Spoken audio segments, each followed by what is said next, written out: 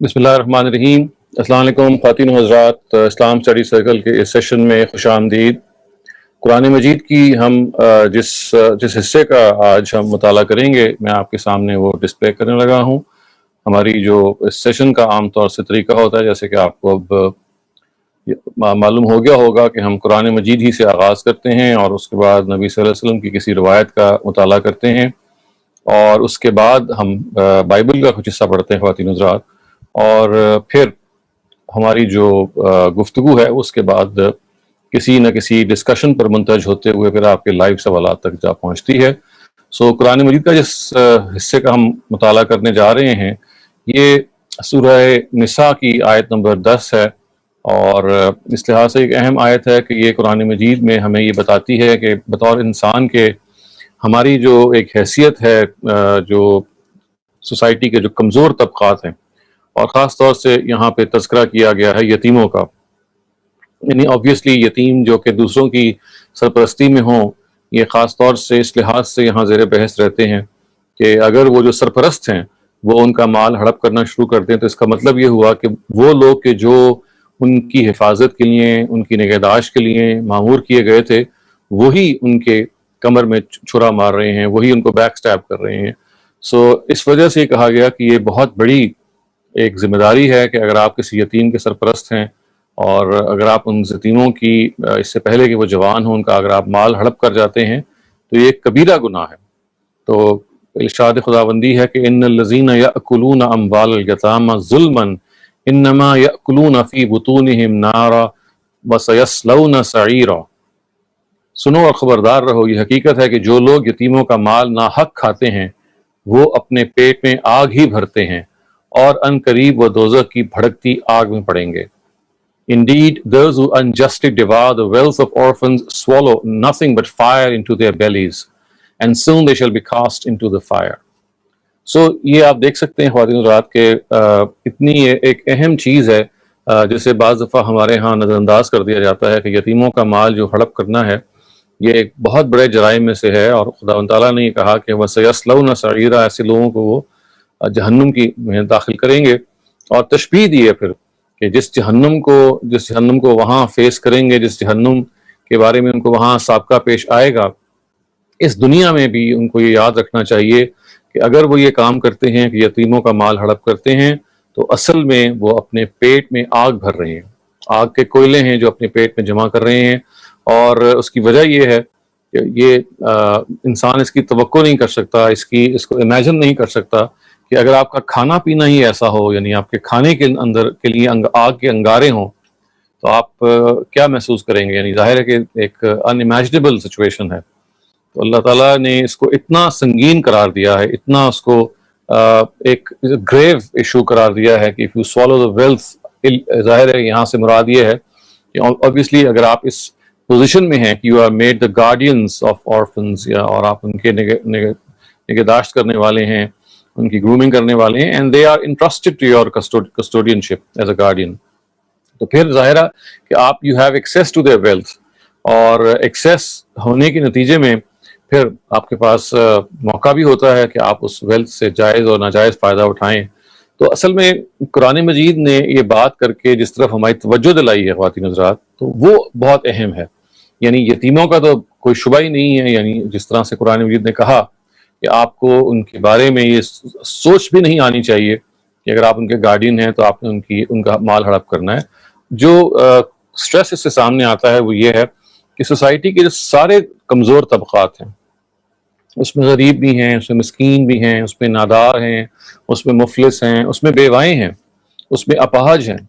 ये सब वो हैं कि जिसके बारे में असल में दीन हमें ये बताता है कि आपको इनको प्रोटेक्ट करना है, इनकी आपने हिफाजत करनी है। और अगर आप इनकी प्रोटेक्शन के बगैर इन्हीं का जो हिस्से में माल आता है उसको हड़प करना शुरू कर दें, तो इससे ज़्यादा और शनी फेल क्या होगा, इससे ज़्यादा और बुरी क्या हरकत हो सकती है। तो हमें इस चीज़ को ख्वातीन हज़रात अपने पेश नज़र रखना है कि अपनी सोसाइटी के जो कमज़ोर तबक़ात हैं उनकी हर लम्हा निगहदाश्त करने का हमारे यहाँ एक दायिया होना चाहिए, एक मोटिवेशन होनी चाहिए। और जैसा कि हम डिस्कस करते रहे हैं कि इसमें जो सही रवैया है ख्वातीन हज़रात, वो ये है कि ऐसे लोगों को हम खुद तलाश करें कि जिनके बारे में हम उनकी सरपरस्ती कर सकें, اور سرپرستی کرنے میں ہماری جو نیت ہے وہ اس میں فراخ دلانہ ایک ایٹیٹیوڈ ہونا چاہیے کہ ہم ان کی کو ایڈجسٹ کریں. ان کے مال سے آپ کو صرف اسی وقت فائدہ اٹھانا چاہیے کہ اگر آپ ان کی ناگزیر جو ان کی ضرورت کی وجہ سے آپ کوئی سروسز دے رہے ہیں یا آپ کا وقت صرف ہو رہا ہے تو دستور کے مطابق کنونشن کے مطابق آپ کچھ لے سکتے ہیں. لیکن اگر آپ مال اس لیے ہڑپ کر رہے ہیں کہ بس اب وہ آپ کے رحم و کرم پہ ہیں تو یہ ذہن میں رکھیے گا کہ جس طرح سے آپ کے سامنے وہ رحم و کرم پہ ہیں ایک دن وہ بھی آئے گا کہ جب ہم اللہ تعالیٰ کے رحم و کرم پہ ہو سکتے ہیں بالکل ایسے ہی. اور اس وقت پھر بیچارگی ہیلپلیسنس کے علاوہ ہمارے پاس کچھ نہیں ہوگا. تو اپنی سوسائٹی کے اندر یہ ادراک پیدا کرنا, اس سوسائٹی کے اندر یہ سوچ پیدا کرنا کہ یہاں کے تمام افراد خاص طور سے جو کمزور طبقات کے لوگ ہیں وہ ایسے ہی ہیں کہ جیسے ہماری اپنی ایک فیملی ہوتی ہے, ہمارا اپنا ایک خاندان ہوتا ہے. ہمیں اپنے اس خاندان کی حفاظت کرنی ہے, اس خاندان کی خوش اسلوبی کے ساتھ نگہداشت کرنی ہے, کیونکہ اگر اس چیز کی ہمارے اندر وہ آرزو نہیں رہتی کہ ہم کمزوروں کے بارے میں یہ رویہ رکھیں تو جیسے کہ میں نے کہا ایک دن ہم خود ایکسپوز ہو جائیں گے اور وہ جو ذات ہے جو سب سے سپیریئر ہے, سب سے ڈومیننٹ ہے, اس کے آگے ہم ہیلپ لیس ہو جائیں گے. اور وہ کمزوری جو آج ان آرفنس کی ہے ہمارے سامنے, کل اس سے کہیں زیادہ وہ کمزوری ہماری خدا کے سامنے ہوگی.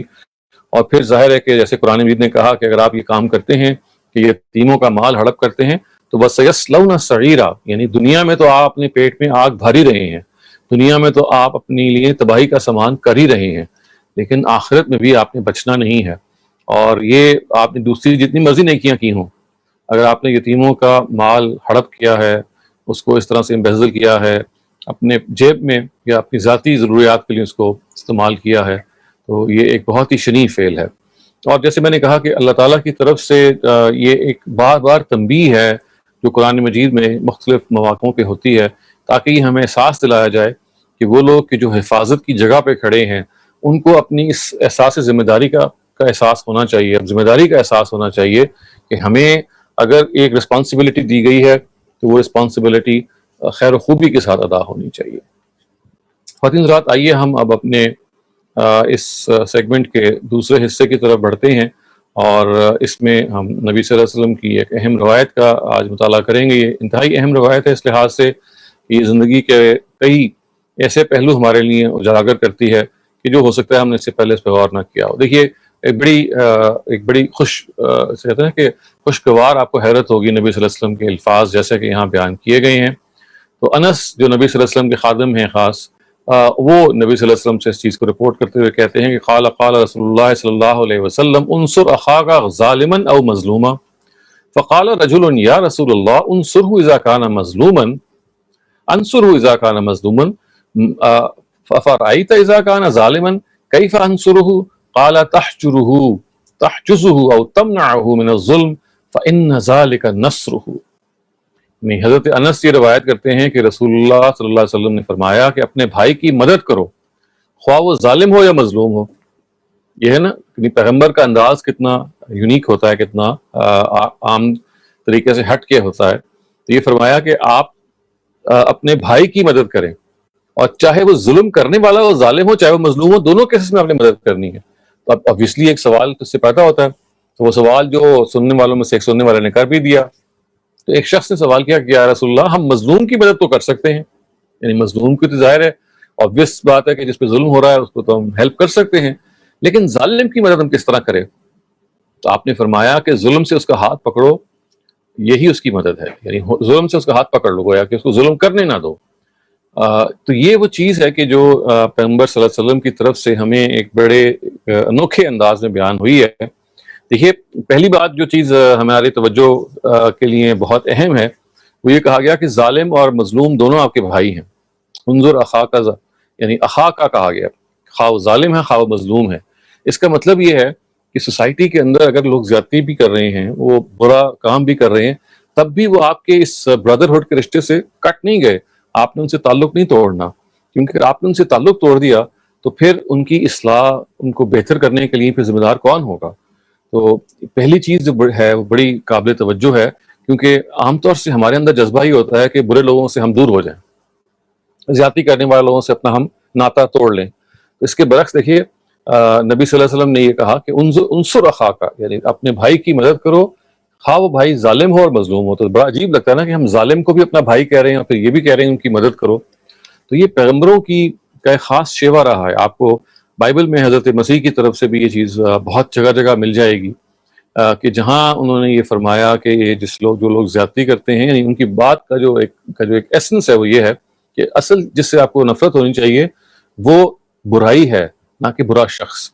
کیونکہ برے شخص اگر آپ نفرت کرنا شروع کر دیں گے تو پھر اس کا مطلب یہ ہے کہ آپ کے اندر کا ایک شخص جس برائی میں پڑ گیا ہے، اس کے لیے پھر برائی سے نکلنے کی تو کوئی راہ ہی نہیں ہے، کوئی رستہ ہی نہیں ہے، تو وہ کیسے نکلے گا؟ تو اس کو اپنا بھائی سمجھیے۔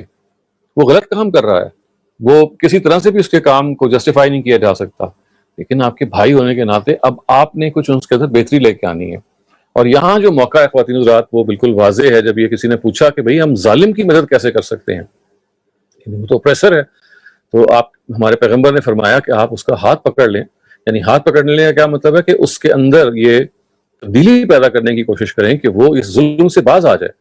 یعنی obviously اس کا یہ مطلب نہیں کہ آپ زبردستی کسی کو ہاتھ پکڑ کے روک دیں، یہ تو ہمیں معلوم ہے کہ دین کی اپنی حکمت یہ ہے کہ آپ زبردستی وہیں کر سکتے ہیں جہاں آپ کا دائرہ اختیار ہے۔ جیسے باپ جو ہے وہ بیٹے کے بارے میں کچھ کر سکتا ہے، یا اسٹیٹ جو ہے وہ اپنے سٹیزنز کے بارے میں کر سکتی ہے، لیکن یہاں اصل میں مراد یہ ہے کہ وہ لوگ جو ظلم اور زیادتی کر رہے ہیں ان کو ظلم اور زیادتی کی طرف توجہ دلائیں کہ بھائی یہ وہ کام ہے کہ جو آپ کو نہیں کرنا چاہیے، درد مندی کے ساتھ، دل سوزی کے ساتھ، محبت کے ساتھ، ایک سینس آف کنسرن کے ساتھ، ایک خیر خواہی کے ساتھ، جس کو نبی صلی اللہ علیہ وسلم نے بیان بھی کیا ہے نا کہ الدین النصیحہ، یعنی دین جو ہے وہ خیر خواہی کا نام ہے، نصح و خیر خواہی کا نام ہے، دوسرے کے لیے ٹو بیکم اے ویل وشر۔ اور یہی خیر خواہی ہے جو یہاں بھی مطلوب ہے کہ اگر ایک ظالم ہے تو آپ نے ظالم کا بھی خیر خواہ بننا ہے۔ ایک آدمی اگر برے سے برے گناہ میں ملوث ہے تو آپ نے اس کا خیر خواہ بننا ہے، اس کو ترک نہیں کرنا، اپنے آپ کو سپیریئر سمجھتے ہوئے ایک طرف نہیں ہو جانا، بلکہ یہ محسوس کرنا ہے کہ بھئی مجھے بھی اس شخص کے ساتھ اب زندگی گزار کے اپنے آپ کو اس جگہ پہ پہنچانا ہے کہ میں اس کی زندگی میں کوئی فرق ڈال سکوں۔ تو یہ جیسے میں نے آپ کو کہا کہ انبیاء علیہ السلام جو ہیں یہ ان کا خاص اسوہ ہے۔ تو حضرت مسیح نے اس لیے ایک موقع پہ یہ کہا نا کہ I have come not to the righteous but to the sinners، کہ میں نیکوکاروں کے پاس نہیں آیا، میں تو گناہ گاروں کے پاس آیا ہوں۔ جب فریسیوں نے فقیہوں نے یہ دیکھا کہ حضرت مسیح جو ہیں وہ تو گناہ گاروں کے پاس بیٹھے ہوئے ہیں، جو بالکل ایسے لوگ ہیں کہ جن کو آپ کبھی بھی گوارا نہیں کریں گے اپنی کمپنی میں رکھنے میں، تو انہوں نے اعتراض کیا کہ بھئی یہ آپ کس قسم کے پیغمبر ہیں کہ آپ تو برے لوگوں کے پاس بیٹھے ہوئے ہیں؟ تو انہوں نے جواب دیا کہ I have come not to the righteous but to the sinners، میں ان کے پاس آیا ہوں جو گناہ گار ہیں۔ جو پائس لوگ ہیں، جو نیک لوگ ہیں، وہ تو پہلے ہی نیک ہیں، ان کی زندگی میں کوئی بہت زیادہ فرق تو نہیں ڈالا جا سکتا۔ یعنی ان کا یہ مطلب نہیں تھا کہ وہ ان کے لیے نہیں آئے، بلکہ وہ سٹریس کر رہے تھے کہ میرا خاص مشن ہے وہ یہ ہے کہ جو لوگ برائی میں پڑ گئے ہیں ان کو میں برائی سے نکالوں۔ تو یہ دین ہمارے اندر یہ ایک جذبہ پیدا کرتا ہے، یہ ایک خواہش پیدا کرتا ہے۔ اس کے برعکس یہ خواہش ہمارے یہاں اکثر پیدا ہو جاتی ہے کہ ہم ایسے لوگوں کو کہ جو غلط کمپنی میں پڑ گئے ہیں یا جو غلط روش میں چلے گئے ہیں ان کو ہم ڈانٹ ڈپٹ کے، برا بھلا کہہ کے، یا اپنے آپ سے کاٹ کے اور ان کو ایک گھٹیا جگہ پہ فائز کر کے ہم مطمئن ہو جاتے ہیں۔ یہ پیغمبرانہ طریقہ نہیں ہے خواتین حضرات، یہ طریقہ قرآن کا بھی نہیں ہے۔ تو قرآن مجید سے اور انبیاء علیہ السلام کے طریقے سے ہمیں یہی معلوم ہوتا ہے کہ اگر ظالم ظلم کر رہا ہے تو اس میں کچھ نہ کچھ قصور ہمارا بھی ہے، کیونکہ ہم نے اس ظالم کے بارے میں کیا رول ادا کیا کہ وہ اپنی زیادتی سے باز آئے۔ کبھی اس کے گھر پہ دستک دی، کبھی محبت سے اس کو سمجھایا، کبھی اس کو گلے بھی لگایا، کبھی اس کی ڈانٹ سہ بھی لی اور اس کو یہ سمجھایا کہ دیکھو زندگی کے اندر اگر آپ کسی کا حق مارتے ہیں، کسی کے ساتھ زیادتی کرتے ہیں تو زندگی نے ختم ہو جانا ہے، اور اس زندگی کو یاد رکھو کہ جب ہم اللہ تعالیٰ کے آگے بالکل بے یار و مددگار کھڑے ہوں گے اور اس کے رحم کے ہم خواہاں ہوں گے، وہ شاید رحم نہ ملے۔ تو یہ دل سوزی، یہ کنسرن اور یہ خیر خواہی، یہ وہ چیز ہے کہ اللہ تعالیٰ کے پیغمبر یہ چاہتے ہیں کہ ان کے فالوورز کے اندر پیدا ہو۔ وہ یہ چاہتے ہیں کہ جو ان کے جو فالوورز ہیں ان کے اندر لوگوں کو آگ سے بچانے کے لیے، یعنی آگ میں وہ ڈال رہے ہیں، یعنی ڈالنے پہ تلے ہوئے ہیں اپنے آپ کو، لیکن آپ پکڑ پکڑ کے بچانے کی کوشش کر رہے ہیں۔ نبی صلی اللہ علیہ وسلم کے بارے میں بھی ہمیں اسی طرح سے پتہ چلتا ہے نا کہ وہ ایک ایک کر کے لوگوں کو اس طرح سے نکالنے کی کوشش کرتے تھے کہ گویا وہ ایک بہت عظیم معاملے میں پھنس رہے ہیں، اور پیغمبر جو ہیں ان کے اندر یہ ایک شدید ارج ہے کہ میرے جو جاننے والے ہیں جو اس کو نہ سمجھ ہیں لیکن اس معاملے میں اگر وہ برائی کی روش اختیار کیے ہوئے ہیں تو میں کسی طرح سے ان کے ساتھ اچھا معاملہ کروں۔ طائف کا سفر ہم سب کو تاریخ میں یاد ہے، یہ معلوم ہے کہ نبی صلی اللہ علیہ وسلم جتنے زیادہ ان کو ستایا گیا اس سفر میں، اس کی مثال نہیں ملتی۔ آپ لہو لہان ہو گئے، آپ پہ کئی چیزیں پھینکی گئیں اس کے نتیجے میں، لیکن آپ کو معلوم ہے کہ جب فرشتے نے نمودار ہو کے کہا کہ بھئی کیا ان کو ہم تہس نہس کر دیں، تو آپ نے کہا کہ نہیں، انہی میں سے وہ لوگ اٹھیں گے کہ جو مجھے جانیں گے اور سمجھیں گے اور پہچانیں گے، یہ لوگ مجھے جانتے نہیں ہیں۔ تو پیغمبر سے ہمیں یہ سیکھنا ہے کہ وہ لوگ جو برائی کرتے ہیں ان کو ہمیں ترک نہیں کرنا، ان کو چھوڑنا نہیں ہے، ان کے قریب رہنا ہے اور ان کے حق میں دعا کرنی ہے اور خیر خواہی کے ساتھ دعا کرنی ہے، یہ سوچ کے دعا کرنی ہے کہ ہم نے اپنا کام سچائی کو پہنچانے کا اگر کر دیا ہے تو اب اس کو ہم، اگر اس کا دل تبدیل ہونا ہے تو خدا و تعالیٰ کر سکتے ہیں۔ وہ جو روایت میں ایک اور جگہ پہ آیا نا کہ انسان کا جو دل ہے وہ اللہ تعالیٰ کے ایسے ہوتا ہے جیسے دو انگلیوں کے درمیان ہوتا ہے، یقلب حیث یشاء، وہ جب چاہے ان کو تبدیل کر سکتا ہے۔ یعنی آپ کے دل کے اندر وہ تبدیلی آ سکتی ہے اگر آپ کے اندر وہ ارج موجود ہو اور آپ نے اپنے خیر خواہی کا حق ادا کیا ہو دوسرے کو اس چیز سے نکالنے کا۔ تو ایک بہت ہی بڑی اور بہت اہم نصیحت ہے کہ برائی سے اپنے آپ کو ضرور آپ دور رکھیے، لیکن برے لوگوں سے دور نہ رکھیے۔ برائی سے ضرور نفرت کیجیے لیکن برے لوگوں سے نفرت نہ کیجیے، کیونکہ اصل میں اس کا مطلب یہ ہوگا کہ ہم اپنے آپ سے نفرت کر رہے ہیں، کیونکہ ہم بھی تو برے ہی ہیں نا۔ یعنی اگر کوئی اور برائی ہمیں نہیں پائی جاتی تو کوئی کسی اور قسم کی پائی جاتی ہے، تو برائی سے نفرت یعنی برے آدمی سے نفرت کا مطلب یہ ہے اپنے آپ سے نفرت، کیونکہ برائی سے شاید کوئی پاک ہو۔ تو پیغمبر ہمیں اس غیر معمولی اسپرٹ سے آشنا کرنے کا آتے ہیں۔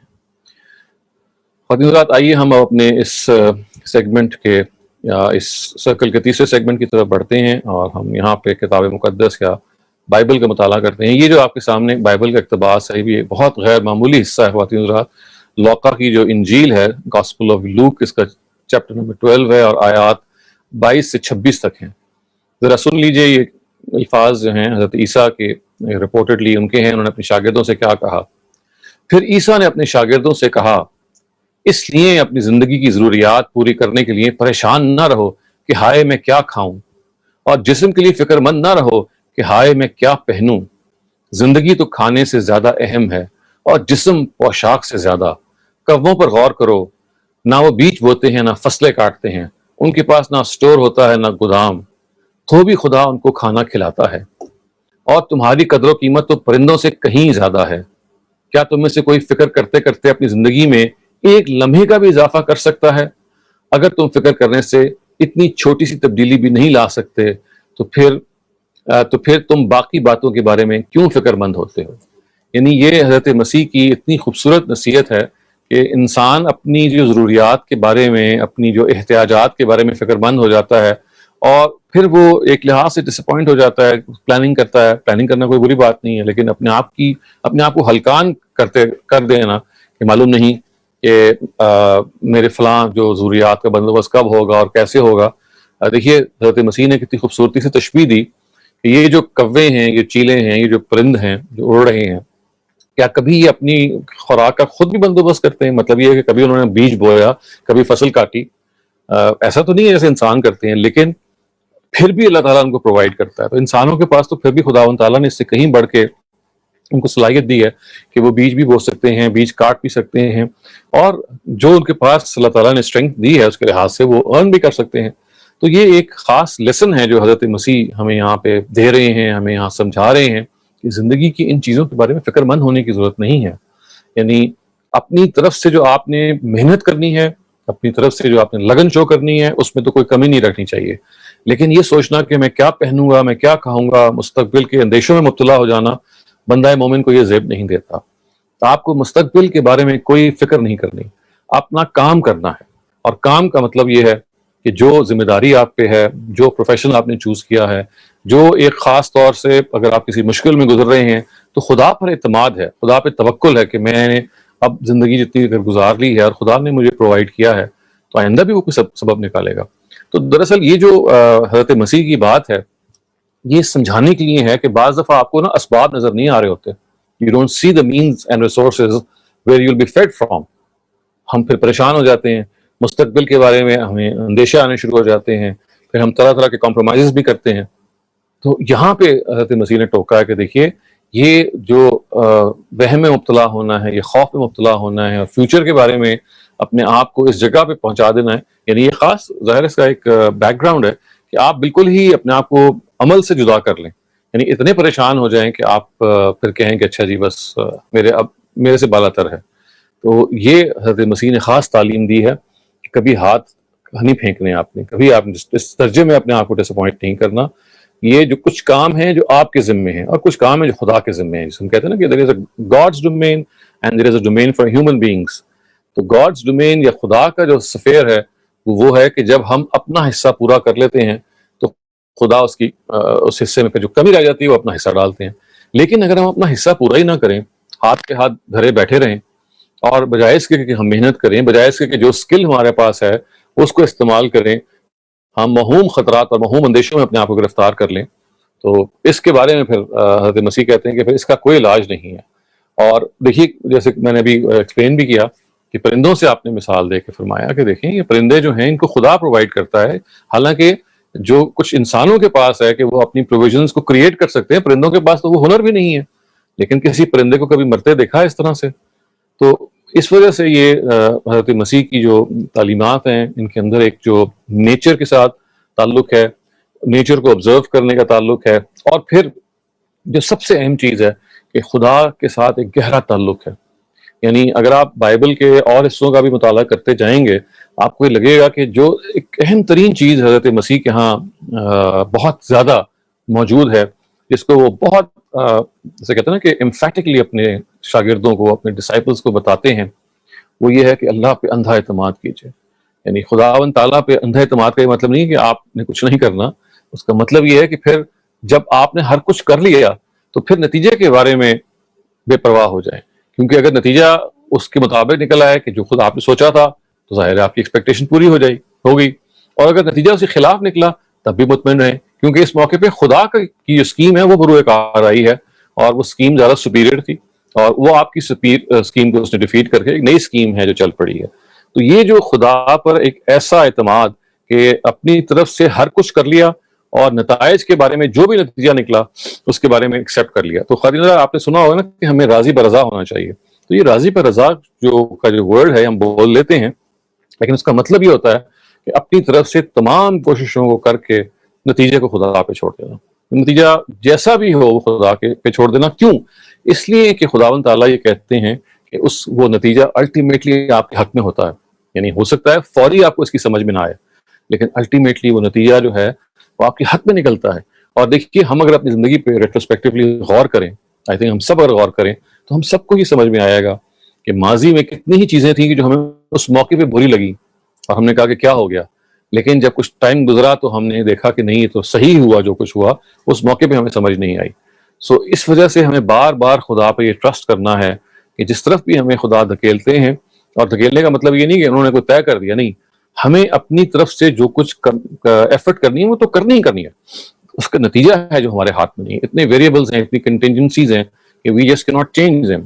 تو وہاں ہمیں خدا کو ٹرسٹ کرنا ہے. اور ایک لمحے کے لیے بھی دیکھیں نا، قرآن ایک اور جگہ پہ کہا سورہ حدید میں کہ یہ جو خداوند تعالیٰ جب بھی کوئی اس طرح کا کام کرتے ہیں تو اس کے نتیجے کے بارے میں آپ کو بے پرواہ ہو جانا چاہیے کہ معاملہ کیا ہو. اس لیے کہ لا تفرحوا بما آتاکم، کہ آپ کو جو کچھ دیا گیا ہے اس کے بارے میں بہت خوش نہیں ہونا چاہیے، کیونکہ یہ خدا کی طرف سے ہے. اور جو جس سے آپ کو محروم کیا گیا اس میں زیادہ پریشان نہیں ہونا چاہیے، یہ بھی خدا کی طرف سے ہے. محرومی ہو یا عطا ہو، یہ دونوں ہی اس کی کسی نہ کسی شکل میں نعمتیں ہی ہیں. ہاں ان کا ادراک ہمیں اس وقت کرنا چاہیے. سو آئیے اب ہم اپنے اس اسٹڈی سرکل کے آخری حصے کی طرف بڑھیں. خواتین حضرات، یہ ہمارا جو آخری سیگمنٹ ہے جس میں ہم کسی موضوع پہ ڈسکشن کرتے ہیں، اور آج جس چیز پہ ہم ڈسکشن کر رہے ہیں وہ یہ ہے کہ وہ کیا چیز ہے جو مجھے سب سے زیادہ غصہ دلاتی ہے. غصہ ویسے تو حرام ہے، ویسے تو ناجائز ہے، مناسب نہیں ہے، لیکن بہرحال بعض جگہیں ایسی ہوتی ہیں کہ جہاں انسان کو واقعی غصہ آ جاتا ہے. تو یہ ایک سوال ہے جو آپ سب کی طرف میں پیش کر رہا ہوں. آپ اپنے خیالات سے ہم سب کو آگاہ کیجیے تاکہ ہم ایک دوسرے سے سیکھیں. تو over to you Maryam. Thank you very much, Dr. Salim. Our first participant is Rafia Khwaja. Please go ahead. Assalamu alaikum, Dr. Shazad. Dr. Shazad, what angers me the most is the injustice prevalent in our country, whether it's rape of women, rape of children in madrasas. Recently, a well-known mufti raped a boy in a madrasa. None of the ulama nor many politicians publicly condemned this heinous crime. If a woman is raped, it's her fault. Why isn't the state giving exemplary punishment to such evil people who are doing fasad on earth? ابھی آپ نے ذکر کیا تھا prophet صلی اللہ علیہ وسلم کا کہ بھائی ظالم کو سمجھائیں, تو isn't it our responsibility of our ulama and religious scholars to go to the madrasas and tell the people what they're doing is wrong? میں تو نہیں جا سکتی, but the religious scholars and ulama can take. So this is what angers me, because I don't see any justice happening. And on top of it, our Prime Minister himself has gone and said that women are responsible for what happens to them. Thank you. Thank you very much. ٹھیک ہے, بالکل جی. ظاہر ہے کہ injustice جہاں پہ بھی ہوگا, خاص طور سے کہ جب یہ معلوم ہو کہ جو انجسٹس کی کاز ہی غلط طے کی جا رہی ہے یا زیادتی کی کاز غلط طے کی جا رہی ہے جو ایک مزید زیادتی ہے, تو وہاں ہر شخص کو غم و غصہ اور دکھ بھی ہوتا ہے اور اینگر بھی پیدا ہوتا ہے. بالکل آپ نے ٹھیک فرمایا. Participant is Rohan. Please go ahead. Yeah, Assalamu alaikum. وعلیکم السلام. So, what angers me the most is that we don't take care of the intersex people, jinko hum Khwaja Sarabi kehte hain.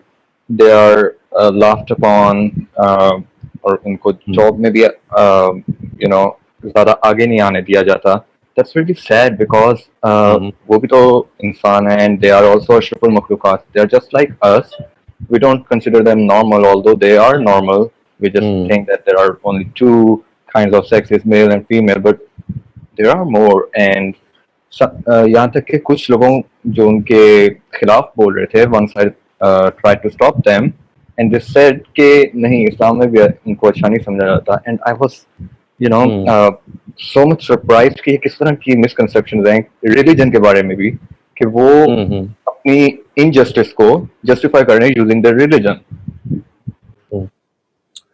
ٹھیک ہے, آپ نے دیکھیں خاص طور سے جو ایسے لوگ ہیں جن کو ہم ہمرافڈائٹس کہتے ہیں, یا جو یعنی جس کیفیت سے وہ گزر رہے ہوتے ہیں, ظاہر ہے وہ ان کے لیے ایک اپنی ایک کرب ہے معاملہ, اور آپ جب ان کو انسان نہ سمجھیں اور مزید ان کا مذاق اڑائیں تو یہ اس سے زیادہ بہیمانہ بات ہے. اور یہ ایک ایسے ہی ہے کہ جیسی کسی کی بیچارگی کا یا کسی کی ایک خاص پہلو کا جو ظاہر ہے کہ اس میں اس کا اپنا بس نہیں ہے. تو جو سب سے زیادہ اصل میں افسوسناک بات ہے یہ کہ آپ مذاق اصل میں اس کا نہیں اڑا رہے, آپ خدا کی کوئی اسکیم کا مذاق اڑا رہے ہیں, کیونکہ وہ اگر فرض کیجیے ایسا پیدا ہو گیا ہے تو اس میں اس کا اپنا تو کوئی دخل نہیں ہے, اس کا تو کوئی قصور نہیں ہے. تو اس لیے یہ بات بہت ہی واقعی تکلیف دہ ہے, اور بالکل ہی حماقت والی بات ہے اگر کوئی یہ کہے کہ اسلام میں بھی ان لوگوں کو ٹھیک نہیں سمجھا جاتا. یہ سب انسان ہیں, وہ خواہ وہ کسی بھی قسم کے ہوں, کسی بھی نوعیت کے ہوں, انسانیت کے شرف سے وہ سب ان کو متصف کیا گیا ہے. خداوند تعالیٰ نے اس کو بیان بھی کیا ہے کہ اللہ تعالیٰ کے نزدیک جو اعلیٰ ترین شخص وہ ہے کہ جو تقوی میں اور اخلاق میں سب سے بہتر ہے, اپنی پائٹی میں اور اپنی مورالٹی میں. ہمیں نہیں معلوم کہ ایک شخص جو ہمیں کوئی بھی جینڈر کا ہو, لیکن اپنی کردار میں اور اپنے اخلاق میں وہ اس درجے میں پہنچ جائے کہ خدا اس سے بہت راضی ہو جائے. اول تو کوئی ہم ججمنٹ ہمیں زیب نہیں دیتی کہ ہم کسی کے بارے میں کوئی اسیسمنٹ کریں, لیکن اس سے آگے بڑھ کے اگر ہم آگے مذاق اڑاتے ہیں یا ان کو انفیریئر سمجھتے ہیں تو اس کا مطلب ہے کہ ہم نے پھر بہت بڑی حقیقت سے اپنے آپ کو دور رکھا ہوا ہے. تو آپ کا شکریہ. Our next participant is Shaban Ansari. Please go ahead. مجھے یہ چیز بہت مجھے اس پہ غصہ آتا ہے کہ لوگ عام طور پہ بات کو نا گول مول کرتے ہیں, وہ سیدھی بات نہیں بتاتے, اور وہ اس طرح بتا رہے ہوتے ہیں کہ آپ کو کچھ سمجھ بھی نہ آئے, اور سمجھ کچھ ایسی آئے کہ جب آپ دوبارہ اس کو کہیں کہ میں نے یہ سمجھا تو وہ کہتے ہیں کہ نہیں ہمارا یہ مطلب تو نہیں. تو وہ چیز مجھے بہت بری لگتی ہے, اس پہ بہت غصہ آتا ہے مجھے. اور میں خود بھی سیدھی بات کرتی ہوں کہ جو اسٹریٹ بات ہے بھائی نو کہنا ہے تو نو کہہ دو, یس کہنا تو یس کہہ, بجائے اس کے کہ اس کو ایسا ٹوسٹ کر کے پیش کرو.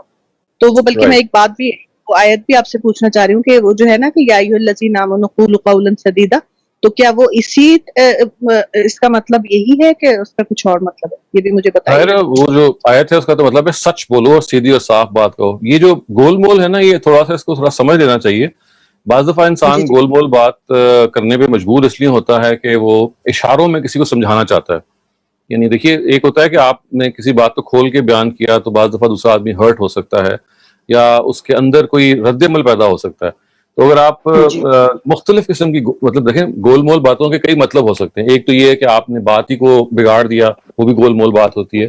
تو میں ظاہر ایسی جو نیگیٹو کانوٹیشنز ہیں گول مول بات کی, میں اس کی طرف تو میں ظاہر اتفاقی کروں گا کہ ایسا نہیں کرنا چاہیے, صاف اور سیدھی بات کرنی چاہیے.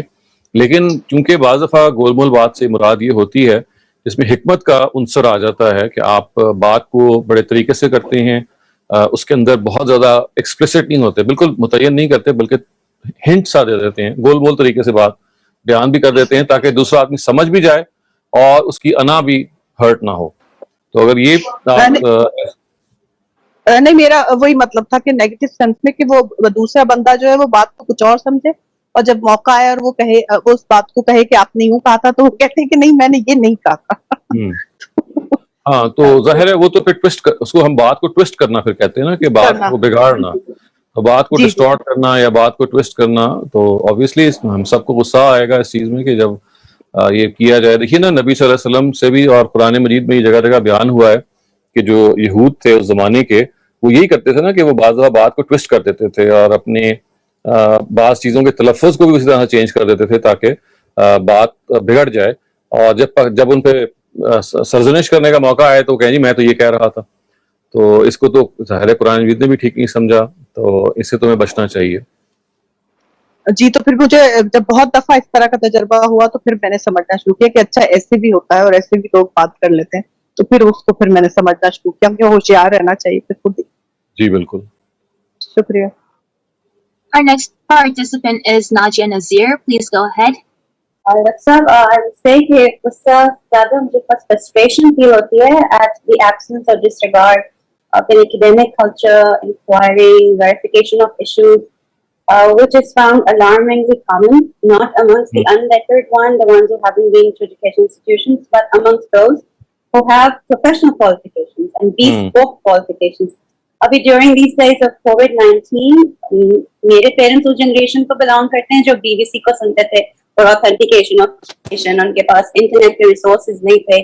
تو when these kind of people fell upon quacks جو کہہ رہے تھے کہ یہ ویکسین کچھ نہیں ہے اور کورونا وائرس کچھ نہیں ہے, تو they were بہت crucial حالات کچھ گھروں کے اندر ڈسریگارڈ کر دیا کہ جی وائرس ہے ہی نہیں because it's everywhere on WhatsApp.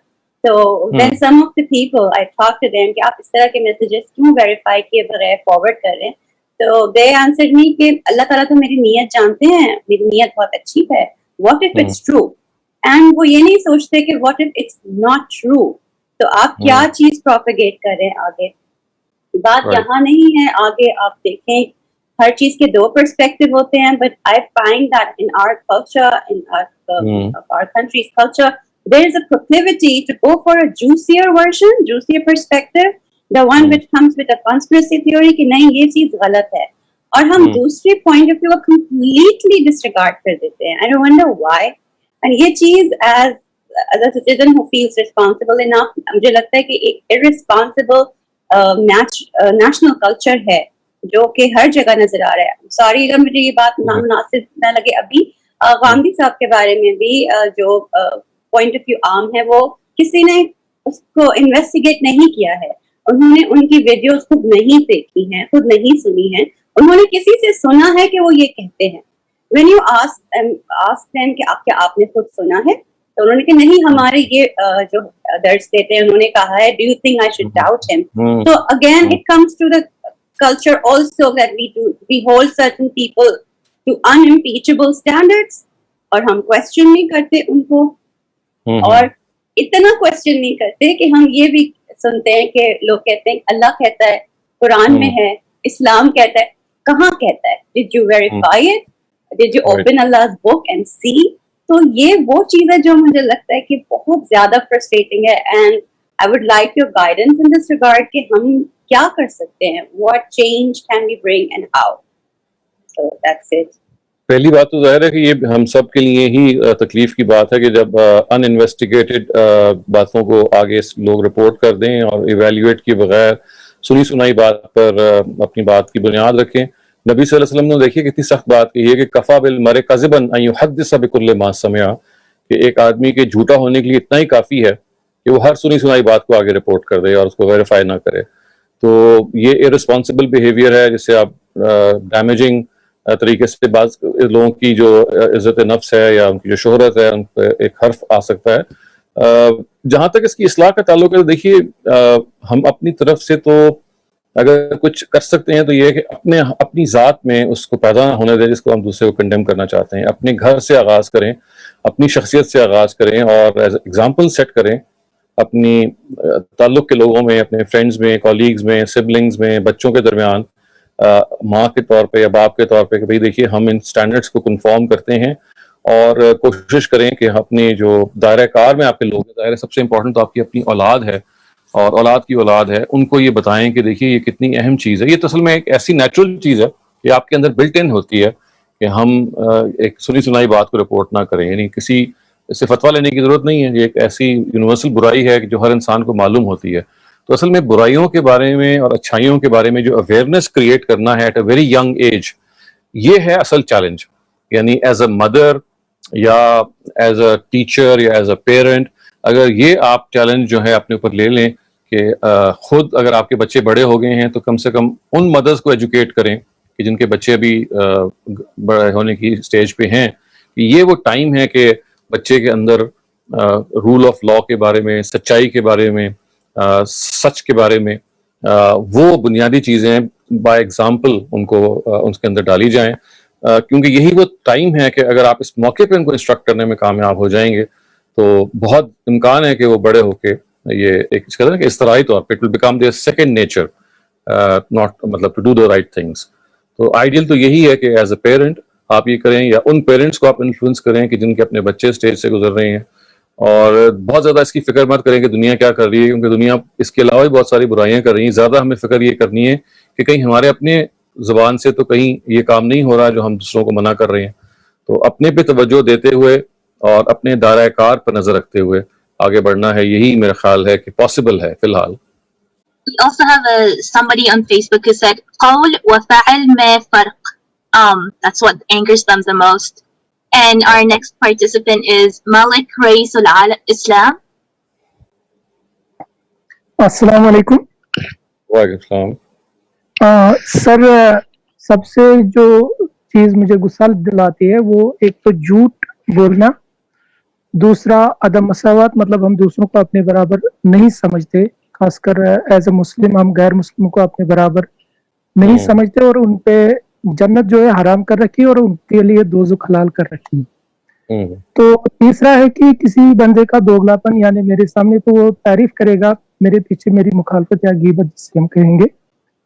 تو یہ چیز ٹھیک ہے. جی تینوں ہی ایسی چیزیں ہیں کہ جن سے ہم سب کو obviously aversion ہوتی ہے، لیکن جیسے میں نے عرض کیا کہ اس کا جو اہم ترین حصہ ہے وہ یہ ہے کہ جو چیزیں ہم دوسروں میں دیکھ رہے ہیں سب سے پہلے یہ دیکھیں کہ ہم میں تو نہیں پائی جاتی، اور اگر ہم میں پائی جاتی ہیں، اگر وہ نہیں تو کچھ اور پایا جاتا ہے، تو اپنی فکر کرنا بہت ضروری ہے.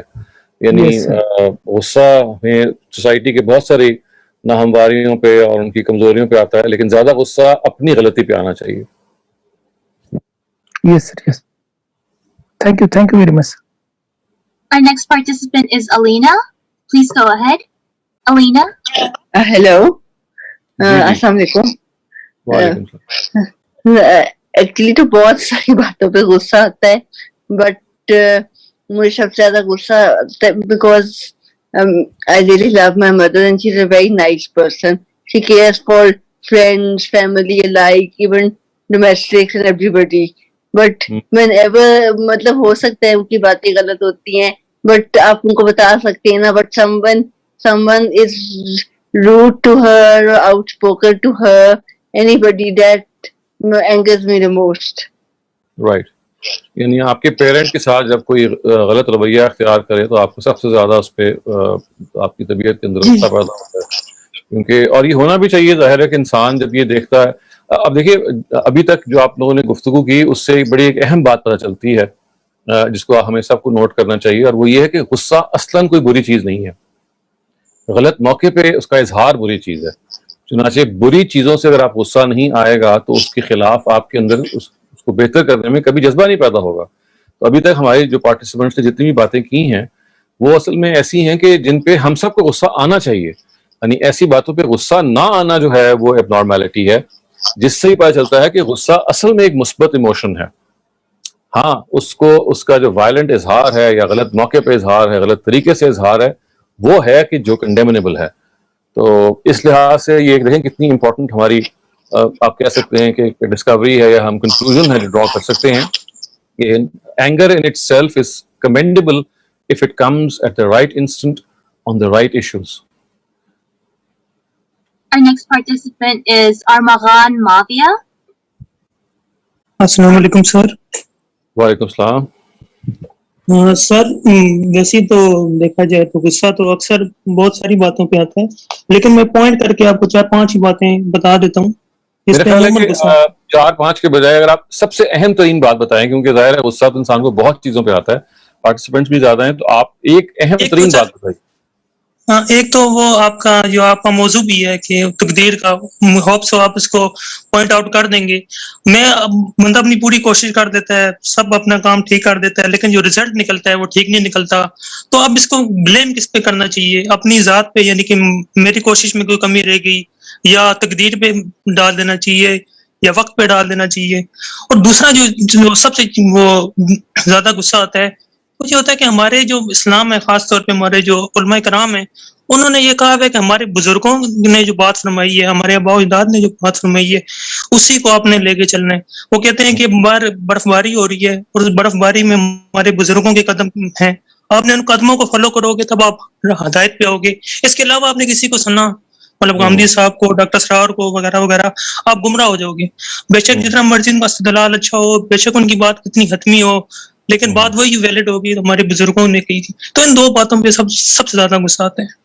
ٹھیک ہے، یعنی جو آپ کی دوسری بات ہے بڑی اہم ہے کہ نان ایکیڈیمک اپروچ جو ہوتی ہے کہ جس میں آپ بجائے اس کے کہ دوسرے کی بات کو میرٹ پہ سمجھیں، آپ صرف اس لیے اس کو صحیح سمجھتے ہیں کہ آپ اس نسل سے ہیں یا اس گروپ سے ہیں یا اس فرقے سے ہیں، اور ہو سکتا ہے کہ آپ کے دل کے اندر یہ چیز ہو کہ بھئی یہ بات تو ہمیں سمجھ میں نہیں آ رہی، یہ بات الٹ ہے، لیکن آپ ایک گروپ میں ہونے کی وجہ سے جو گروپ کی نفسیات ہوتی ہے، جیسے گروپ امیونٹی ہوتی ہے، بالکل ویسے ہی گروپ کے بائسز بھی ہوتے ہیں. تو اس باعث کی وجہ سے پھر آپ چپ رہتے ہیں، اور جو لوگ اصرار کرتے ہیں اس چیز پر کہ ہمیں تو بہرحال وہی کرنا ہے کہ جو ہمارے باپ دادا نے کیا. تو آپ دیکھیے یہی وہ جرم ہے جو قرآن مجید نے قریش کا گنوایا بار بار. تو اگر ہم بھی اس کا ارتکاب کرتے ہیں تو پھر ہمیں دیکھ لینا چاہیے کہ ہمارا انجام کیا ہو سکتا ہے. تو اس کا سر سلوشن، مطلب میں آپ سے بس یہ جاننا چاہتا ہوں، کیونکہ اگر ہم ذکر کرتے ہیں تو آگے سے وہ یہ کہتے ہیں کہ دیکھیں سلوشن تو دیکھیں سلوشن تو ہم ابھی یہیں پہ کر سکتے ہیں نا کہ ہمیں خود ایک چیز کو جو ہم چاہتے ہیں کہ سوسائٹی میں نہ ہو، اس کا ماڈل بننا چاہیے کہ ہم سے وہ سرزد نہ ہو، اور جو لوگ ہمارے انفلوئنس میں ہیں، ہماری اولاد یا ہمارے بہن بھائی یا ہمارے دوست یار جن پر ہمارا کوئی امپیکٹ ہے، جن پہ ہمارا کوئی انفلوئنس ہے، ان کے اندر ہم یہ اویئرنیس پیدا کریں. ہمارا کام ہے اویئرنیس پیدا کرنا، سینسٹیوٹی کریٹ کرنا اپنی سراؤنڈنگز میں کہ دیکھیے ہمیں یہ ایکیڈیمک اپروچ ہے جو اڈاپٹ کرنی چاہیے. اور اس میں جو اہم ترین بات ہے وہ یہ نتیجے سے اپنے آپ کو بے تعلق کر لیجیے. یعنی آپ کا صرف کام ہے اچھے طریقے سے توجہ دلانا کہ ہمیں ایکیڈیمک اپروچ اختیار کرنی ہے. اس کے بعد اگر وہ ہوتی ہے نہیں ہوتی، یہ آپ کی ذمہ داری نہیں ہے. ہماری ذمہ داری ادا ہوگی ہے جو ہم نے اگر اس کے لیے رستہ ہموار کر لیا ہے. تو جب بھی آپ کسی کی اصلاح پر اپنے آپ کو لے کے جاتے ہیں تو پہلے تو ظاہر ہے کہ آغاز اپنے سے کرنا چاہیے، لیکن اگر آپ سوسائٹی یا اپنے قریب لوگوں کو بھی اگر فرض کیجئے مخاطب کرتے ہیں تو وہاں ایک اہم ترین جو دعوت کی حکمت ہے وہ یہ ہے کہ اپنا بس کام کر کے اس پہ اصرار نہ کریں، دوسرے کو فورس نہ کریں یا دوسرے کے بارے میں رائے نہ قائم کریں. بس طریقے سے محبت سے ایک بات کو کر دیں اور خود اس کا نمونہ اپنے آپ کو ایگزامپل بنا کے رکھ دیں. بس دیٹ از اٹ. اس کے بعد وہ کرنا ہے جی وہ فیصلے خدا نے کرنے ہیں اصل میں، اور دوسرے کے رویے نے بھی کرنا ہے. سر جو ہم پہ فتویٰ بازی ہوتی ہے، مطلب آپ گمراہ ہو گئے ہو یا اس طرح کے ہو گئے ہو، کسی کے کہنے سے تو انسان گمراہ نہیں نہ ہوتا. انسان کی گمراہی سب سے پہلے اس پہ ثابت ہونی چاہیے. تو بہترین طریقہ یہ ہوتا ہے کہ ایسے چیزوں کو اگر آپ اگنور کریں گے تو وہ اپنی موت آپ مر جاتے ہیں، لیکن اگر آپ اس کو اہمیت دیں گے یا جواب دیں گے تو وہ اور بڑھنی شروع ہو جائے گی. تو جس طرح قرآن نے کہا نا کہ اذا خاطبهم الجاہلون قالوا سلاما، کہ جب آپ کا مخاطبہ ایسے لوگوں سے ہو جائے کہ جو جذبات میں آ کے استدلال کے بجائے بس ایموشن سے گفتگو کرنی ہے، تو بس خاموشی سے علیحدہ ہو جانا چاہیے. Thank you sir. Our next participant is Sir Faraz Nahmat. Please go ahead. جی السلام علیکم ڈاکٹر صاحب. وعلیکم السلام السلام. علیکم. دیکھیں ڈاکٹر صاحب, یہ آپ نے آج بہت واسٹ سبجیکٹ ہے ایکچولی, ایک سینٹینس کے اندر آپ نے بہت بڑا سبجیکٹ کھول دیا ہے. ایک میں غصے کی, جیسے آپ نے خود بھی کہا کہ بہت ڈفرینٹ مواقع ہوتے ہیں. اس میں کچھ مواقع ایسے ہوتے ہیں جیسے بچوں کے اوپر, بچوں کی کسی غلط چیز کے اوپر آپ کو غصہ آ جاتا ہے تو اس پہ آپ نے کیسے بیہیو کرنا ہے. پیرنٹس بعض اوقات آپ کے ساتھ کچھ ایسی بات کر جاتے ہیں جس پہ آپ کو غصہ آ جاتا ہے, تو وہاں پہ کیسے بیہیو کرنا ہے. اور اکثر لوگ جیسے غصہ تو ظاہر ہے کہ نیچرل چیز ہے, اور کوئی چیز ایسی ہوتی ہے خاص طور پہ ایسے مواقع پہ کہ جب آپ کے ساتھ کوئی زیادتی یا کوئی ظلم ہو رہا ہو یا آپ کی حق تلفی ہو رہی ہوتی ہے, تو اس صورت میں اکثر لوگوں کو غصہ آ جاتا ہے. تو اس سچویشن کے اندر جو ہے خاص طور پہ جہاں پہ آپ کے ساتھ حق تلفی یا زیادتی ہو رہی ہوتی ہے, تو میں سمجھتا ہوں کہ سورہ عمران کی جو 134 آیت ہے جس میں اللہ تعالیٰ کہتا ہے کہ میں ایسے لوگوں کو دوست سکتا ہوں جو غصے کو پی جاتے ہیں اور دوسرے کے قصور کو معاف کر دیتے ہیں. تو ہم وہاں پہ اس کو ذہن میں رکھیں, یاد رکھیں کہ اگر ہمارے ساتھ کسی نے کوئی زیادتی کی تو اس کا ریوارڈ ہمیں آخرت میں ملے گا, اور وہاں پہ صبر سے کام لیں.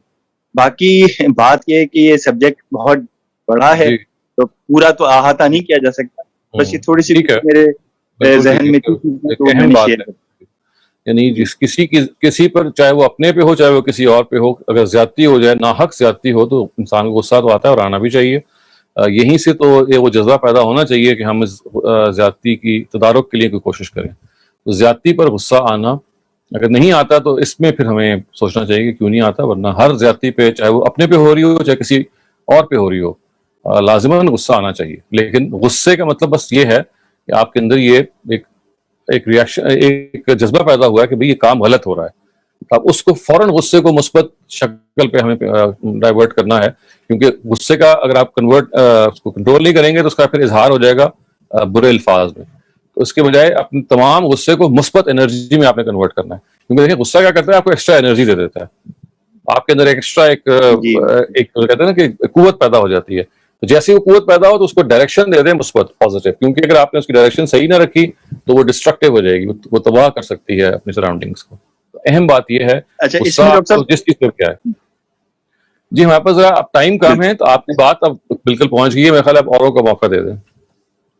بس میں آپ کی رائے جاننا چاہتا تھا کہ یہ جو سورہ ال عمران کی 134 آیت کے مطابق کہ آپ کیا سمجھتے ہیں کہ کس موقع کے لیے کہا گیا ہے کہ وہاں پر اللہ تعالیٰ نے کہا کہ وہاں غصے کو پی جانے والے بہت ہے, والکاظمین الغیظ والعافین عن الناس جو ہے نا, وہاں پہ تو یہ ہے کہ جب جو لوگ انسان کو یعنی ہوتا ہے نا کہ آپ سے کوئی تقاضا کرتے ہیں اپنی ضرورت کا, اور آپ اس ضرورت کو پورا نہیں کر سکتے, تو پھر آپ اس موقع پہ بجائے اس کے کہ آپ ڈانٹیں اس کو, آپ نہیں کسی کو پہ درگزر کرتے ہیں. وہاں یہ اس سیاق و سباق میں ہے, اگر آپ نکال کے دیکھیں گے نا وہاں پہ سیاق و سباق مختلف ہے. ٹھیک ہے, میں دوبارہ دیکھتا ہوں. ٹھیک ہے, تھینک یو, جزاک اللہ, السلام علیکم. I'll take 2 more participants and then we'll move over to the Q&As. Zareen Qasim, you're next. جی سر, میں نے پوچھنا تھا, مطلب میں نے بتانا تھا کہ مجھے اس چیز پر غصہ آتا ہے کہ جب میں اسکول جایا کرتی تھی تو میری مطلب ایک کلاس میٹ ہوتی تھی, تو وہ مجھ سے مطلب بڑی بدتمیزی سے بات کرتی تھی, اور میں جبکہ اس سے بڑے اچھے رویے سے بات کرتی تھی, تو اور ہر بار کوشش کرتی تھی کہ اس کے ساتھ اچھے طریقے سے بات کریں, لیکن وہ کبھی تو میرے ساتھ بہت ہی فرینڈلی ہو جاتی کہ جیسے پتہ نہیں ہم کوئی پکے دوست ہیں, یا کبھی ایسے کہ جیسے مطلب ہم بالکل کوئی دشمن ہے. تو میں سوچتی تھی کہ پتہ نہیں کیا ہے. اب میں اس کے ساتھ کافی مطلب فرینڈلی بیہیویئر تھا, تو وہ نہیں مجھے سمجھ آتی تھی, اور اس پر میں مطلب مجھے غصہ آتا تھا. تو اور مطلب ایسا 2-3 اسکولوں میں ایسے میرے ساتھ ہوا ہے ڈفرینٹ کلاس میٹس کے ساتھ.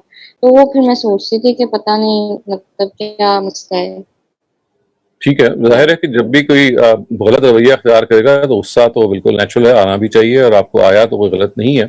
لیکن جیسے میں نے ابھی عرض کیا کہ دیکھیے غصہ ایک آپ کے اندر جو ایک انرجی پیدا کرتا ہے, اس کا ایک نتیجہ یہ نکلنا چاہیے کہ وہ غصہ خیر خواہی میں تبدیل ہو جائے, یعنی دوسرے کے لیے کنسرن میں تبدیل ہو جائے. مثلا اگر دوسرا زیادتی کر رہا ہے, یا آپ کی جو کلاس فیلو تھیں وہ آپ سے صحیح بیہیویئر نہیں اختیار کر رہی تھیں, تو غصہ تو آئے گا, یہ تو ایک نیچرل چیز ہے. لیکن فوراً اس غصے کو دوسرے کی خیر خواہی میں چینج ہو جانا کہ اچھا جی میں معلوم کرتی ہوں کیا وجہ ہے, کیوں یہ اس طرح کا رویہ اختیار کری. ایسا تو نہیں ہے گھر میں بہت سارے لوگوں کو جو غصہ ہوتا ہے کہ جو غلط اظہار کر رہے ہوتے ہیں، ان کے گھریلو حالات بعض دفعہ اس طرح کے ہوتے ہیں کہ وہاں ٹینشن ہوتی ہے. تو انسان چونکہ غصہ جب کرتا ہے تو ٹینشن ریلیز ہو جاتی ہے، غلط رویے سے بھی ٹینشن ریلیز ہو جاتی ہے. تو ہمیں دیکھیں رویوں کو درست کرنے کے لیے رویوں کے پیچھے دیکھنا چاہیے، جھانکنا چاہیے کہ غلط رویہ اگر کسی نے اختیار کیا ہے تو کیا وجہ ہے. جیسے میں نے کہا بعض دفعہ گھریلو مسائل ہوتے ہیں، بعض دفعہ کوئی اور ٹینشن ہوتی ہے، بعض دفعہ کوئی پس منظر ہوتا ہے، بعض دفعہ کوئی واقعہ ہوتا ہے، بعض دفعہ انسان ہی اپنے آپ کو بڑا ایک خاص جگہ پہ فائز کیے ہوئے ہوتا ہے. تو غصے کی مختلف وجوہات ہیں. تو جب کبھی آپ کو غصہ آئے، وہ آئے گا تو بالکل صحیح، جیسے وہ آپ نے سب لوگوں نے کہا، وہ صحیح طریقے صحیح موقع پہ آئے گا. لیکن اس کو کنورٹ کر دیں اس جذبے کو کہ میں نے فائنڈ آؤٹ کرنا ہے کہ جو میرے ساتھ زیادتی ہو رہی ہے یا کسی اور کے ساتھ ہو رہی ہے اس کے پیچھے کاز کیا ہے اور کیا میں اس کے لیے کچھ کر سکتا ہوں یا کچھ کر سکتی ہوں. تو یہ اصل میں پھر کنسٹرکٹیو طریقے سے آپ اس غصے کو پھر استعمال بھی کر سکیں گے. اصل جو امپورٹنٹ لیسن ہے وہ یہ ہے، غصہ آنا تو بالکل درست ہے، لیکن اس غصے کی کیفیت کو خیر خواہی میں کنورٹ کرنا. وہ جو سرج آپ کے اندر آتی ہے نا، امپلس آتی ہے، جیسے ہوتا ہے نا ایک دم سے بجلی بہت تیز آتی ہے تو بلب جل جاتا ہے، تو ویسے غصے میں انسان کے اندر ایک ایکسٹرا انرجی آ جاتی ہے. تو اس ایکسٹرا انرجی کو بجائے سے آپ بھنائیں اور غلط الفاظ استعمال کریں، ایک دم سے اس کو مثبت ایکٹیویٹی میں کنورٹ کریں. یہ کمال ہے. اور سر ایک اور چیز پر مجھے غصہ آتا ہے کہ ایٹ ٹائمس لائک میرا بھائی جب کہہ رہا ہوتا ہے کہ لائک جیسے بیئرڈ فرض ہے یا نقاب فرض ہے، تو میرے پیرنٹس ویسے مطلب اچھے رویے سے سمجھانے کی کوشش کرتے ہیں، اپنی بات بتاتے ہیں، تو آگے سے میرے پیرنٹس کے ساتھ اچھے رویے سے بات نہیں کرتا. وہ مطلب ایٹ ٹائمس غصے سے ہی بات کر جائے، اپنی ٹون کو نا بہت بھاری رکھتا ہے. وہ ایک پیرنٹ سے بالکل رسپیکٹفل طریقے سے بات کرنا چاہیے، چاہے وہ غلط بات کیوں نہ کر رہے ہوں. لیکن اس پر پھر میں آگے سے بولتی بھی نہیں ہوں، بیکاز میرے پیرنٹس بھی کہتے ہیں کہ دخل اندازی نہ کرو معاملے میں، تمہارا بڑا بھائی ہے، تم نے بات نہیں کرنی، ہم نے بات کرنی ہے. تو اس کو میں نہ کوئی ایکشن لے پاتی ہوں اور نہ ہی میں کچھ کر پاتی ٹھیک ہے، ہوں. دیکھیں جہاں آپ بے بس ہیں وہاں اللہ تعالیٰ بھی جان لیں گے، لیکن ایک بات پہ تو آپ کا بس ہر وقت ہے اور وہ دعا ہے. ضرور دعا کیجیے اپنے بھائی کے لیے اور ہر اس شخص کے لیے کہ جو زیادتی کر رہا ہے اور آپ کچھ نہیں کر سکتے، مطلب کوئی عملی اظہار نہیں کر سکتے. دعا تو آپ ہر ایک کے لیے کر سکتے ہیں نا. اللہ تعالیٰ سے گڑ گڑا کے یہ دعا کرنا کہ بھئی فلاں کے ساتھ یہ زیادتی ہو رہی ہے اور میں اس زیادتی کو روکنے میں کوئی رول نہیں ادا کر سکتی یا کر سکتا. تو ایک اس جگہ پہ اپنے آپ کو فائز کرنا یہ بھی بہت ضروری ہے. اور کبھی بھی دعا کی جو قوت ہے، یعنی جو دعا کی جو پاور ہے، اس کو انڈر ایسٹیمیٹ نہ کیجیے. خداوند تعالیٰ نے دعا میں تاثیر رکھی ہے، اگر آپ اخلاص سے کریں تو اس سے بہت کچھ اچیو کیا جا سکتا ہے، اور کچھ نہیں تو کم سے کم آپ کا فرض ادا ہو جاتا ہے. Okay, sir. Thank you. Our next participant is Imran Babar, and then we'll move over to the Q&A. السلام علیکم ڈاکٹر صاحب. وعلیکم السلام. ڈاکٹر صاحب غصہ تو ان ساری چیزوں پہ آتا ہے جو سب لوگوں نے مینشن کی ہیں. میں کوشش کرتا ہوں کہ غصہ کم آئے، اور اوور دا ایئرس ایک چیز جو میں نے جس پہ کام کیا تھوڑا سا، وہ ایمپیتھی ڈیولپ کرنے کا، کہ چیزوں کو فوراً جو ہے نا وہ ایمپیتھائز کروں. تو اس سے بھی اندر سے میں مطلب غصہ کم چیزوں پہ آتا ہے. لیکن کبھی کبھی سال 6 ماہ میں کوئی اگر کسی وقت سنیپ ہو جائے نا، اس کا غصہ آنے کے اوپر ریئیکشن غلط ہو جاتا ہے کبھی کبھی، تو اس میں پھر بڑی شرمندگی اپنے آپ پہ ہوتی ہے. پھر توبہ کرتے ہیں کہ اللہ پاک ہمت دے کہ اس کو صحیح طریقے سے جو ہے وہ کر سکیں. یہ چیز کبھی کبھی جو ہے وہ ہو جاتی ہے. تو اس پہ کام کرتا رہتا ہوں. میں بھی کوشش کرتا رہتا ہوں کہ ایسا نہ ہو. یہ آپ نے اچھی بات بتائی کہ دیکھیے غصہ انسان کو جب آتا ہے تو وہ بعض بار دوسرے کی بات کو اس کی طریقے پہ نہیں سمجھ رہا ہوتا. تو اگر آپ ایمپتھی کا رویہ ڈیولپ کریں تو آپ کے اندر یہ بعض دفعہ ادراک پیدا ہو جاتا ہے کہ دوسرے کی کے اندر اگر کوئی غلط رویہ روش آئی ہے تو وہ ویئر از کمنگ فرام، جسے کہتے ہیں نا. آخری بات ہم جس کے بعد ہم Q&A سیشن کی طرف بڑھتے ہیں، میں یہ عرض کروں کہ دیکھیے کبھی اگر آپ کا غصے میں غلط اظہار ہو جائے، یعنی غصہ تو آپ کو آ گیا غلط چیز پہ، لیکن آپ نے غلط چیز پہ غلط اظہار، یعنی غلط سے مراد یہ کہ ہارش طریقے سے گفتگو کر دی، تو ایک کام تو ہمیں ہر حال میں بحال کرنا چاہیے، اور وہ ہے سنسیئر اپالوجی. ہاتھ جوڑ دیں اس شخص کے آگے جس کو آپ نے جس سے آپ نے غصے میں کوئی زیادتی کر دی ہے، غصے میں ایسے الفاظ کہہ دیے حالانکہ غلط اس نے کیا ہے، لیکن آپ نے بجائے اس کے کہ اس غلطوں کو بہتر کرتے آپ نے بھی ایک اور غلطی کر دی. تو جس سے آپ نے زیادتی کی ہے، غصے میں کوئی آپ نے برا لفظ کہہ دیا ہے یا اس طرح کی اور معاملہ کر دیا ہے، تو ہمیشہ اپالوجائز کیجیے، اور ہمیشہ اس اپالوجی کو اپنی بڑائی سمجھیے، اپنا شرف سمجھیے کہ آپ دوسرے کو سوری کہہ رہے ہیں.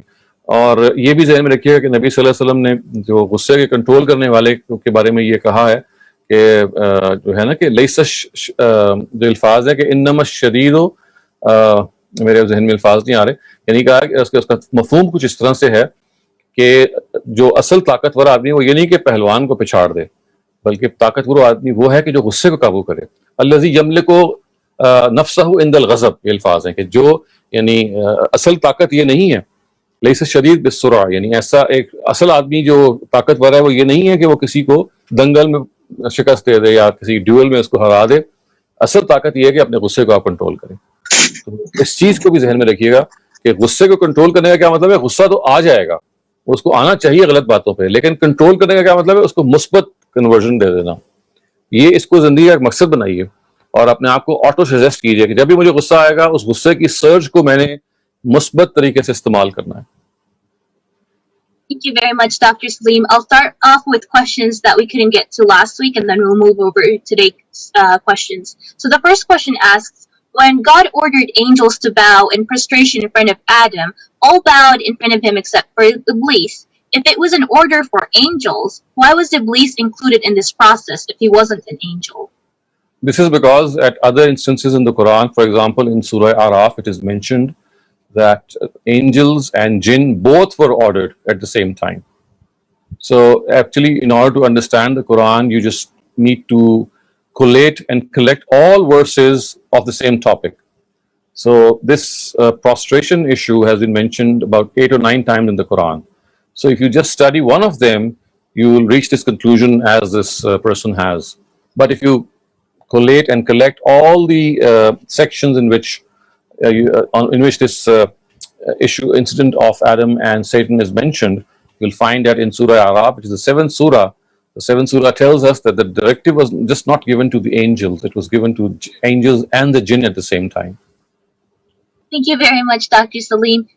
The next question asks, when Hazrat Adam was entered into the paradise, how did Iblis convince them and they fell into his trap and disobeyed God because prophets are innocent and they cannot commit any sin? So what happened at the time? جی پہلی بات تو یہ کہ جنت کا جو word ہے یا باغ کے مفہوم ہے، جنت سے مراد کوئی پیراڈائز نہیں ہے. اور اس موضوع پہ میں ایک اور لیکچر میں بہت تفصیل سے گفتگو کر چکا ہوں، آدم اور حوا کا جو پورا واقعہ ہے، اگر آپ ریفر کر دیں اس ویڈیو کی طرف.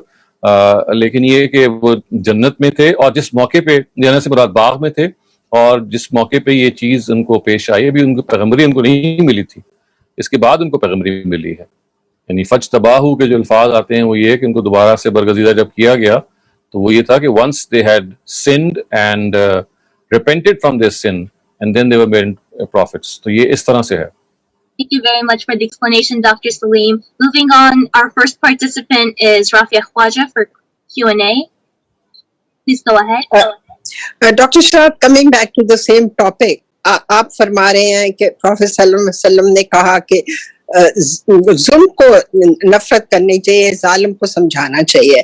آپ مجھے بتائیے کہ جو کچھ ہمارے ملک میں ہو رہا ہے, who is going to go and guide these people? The ulama will go to the madrasas or the politicians will go.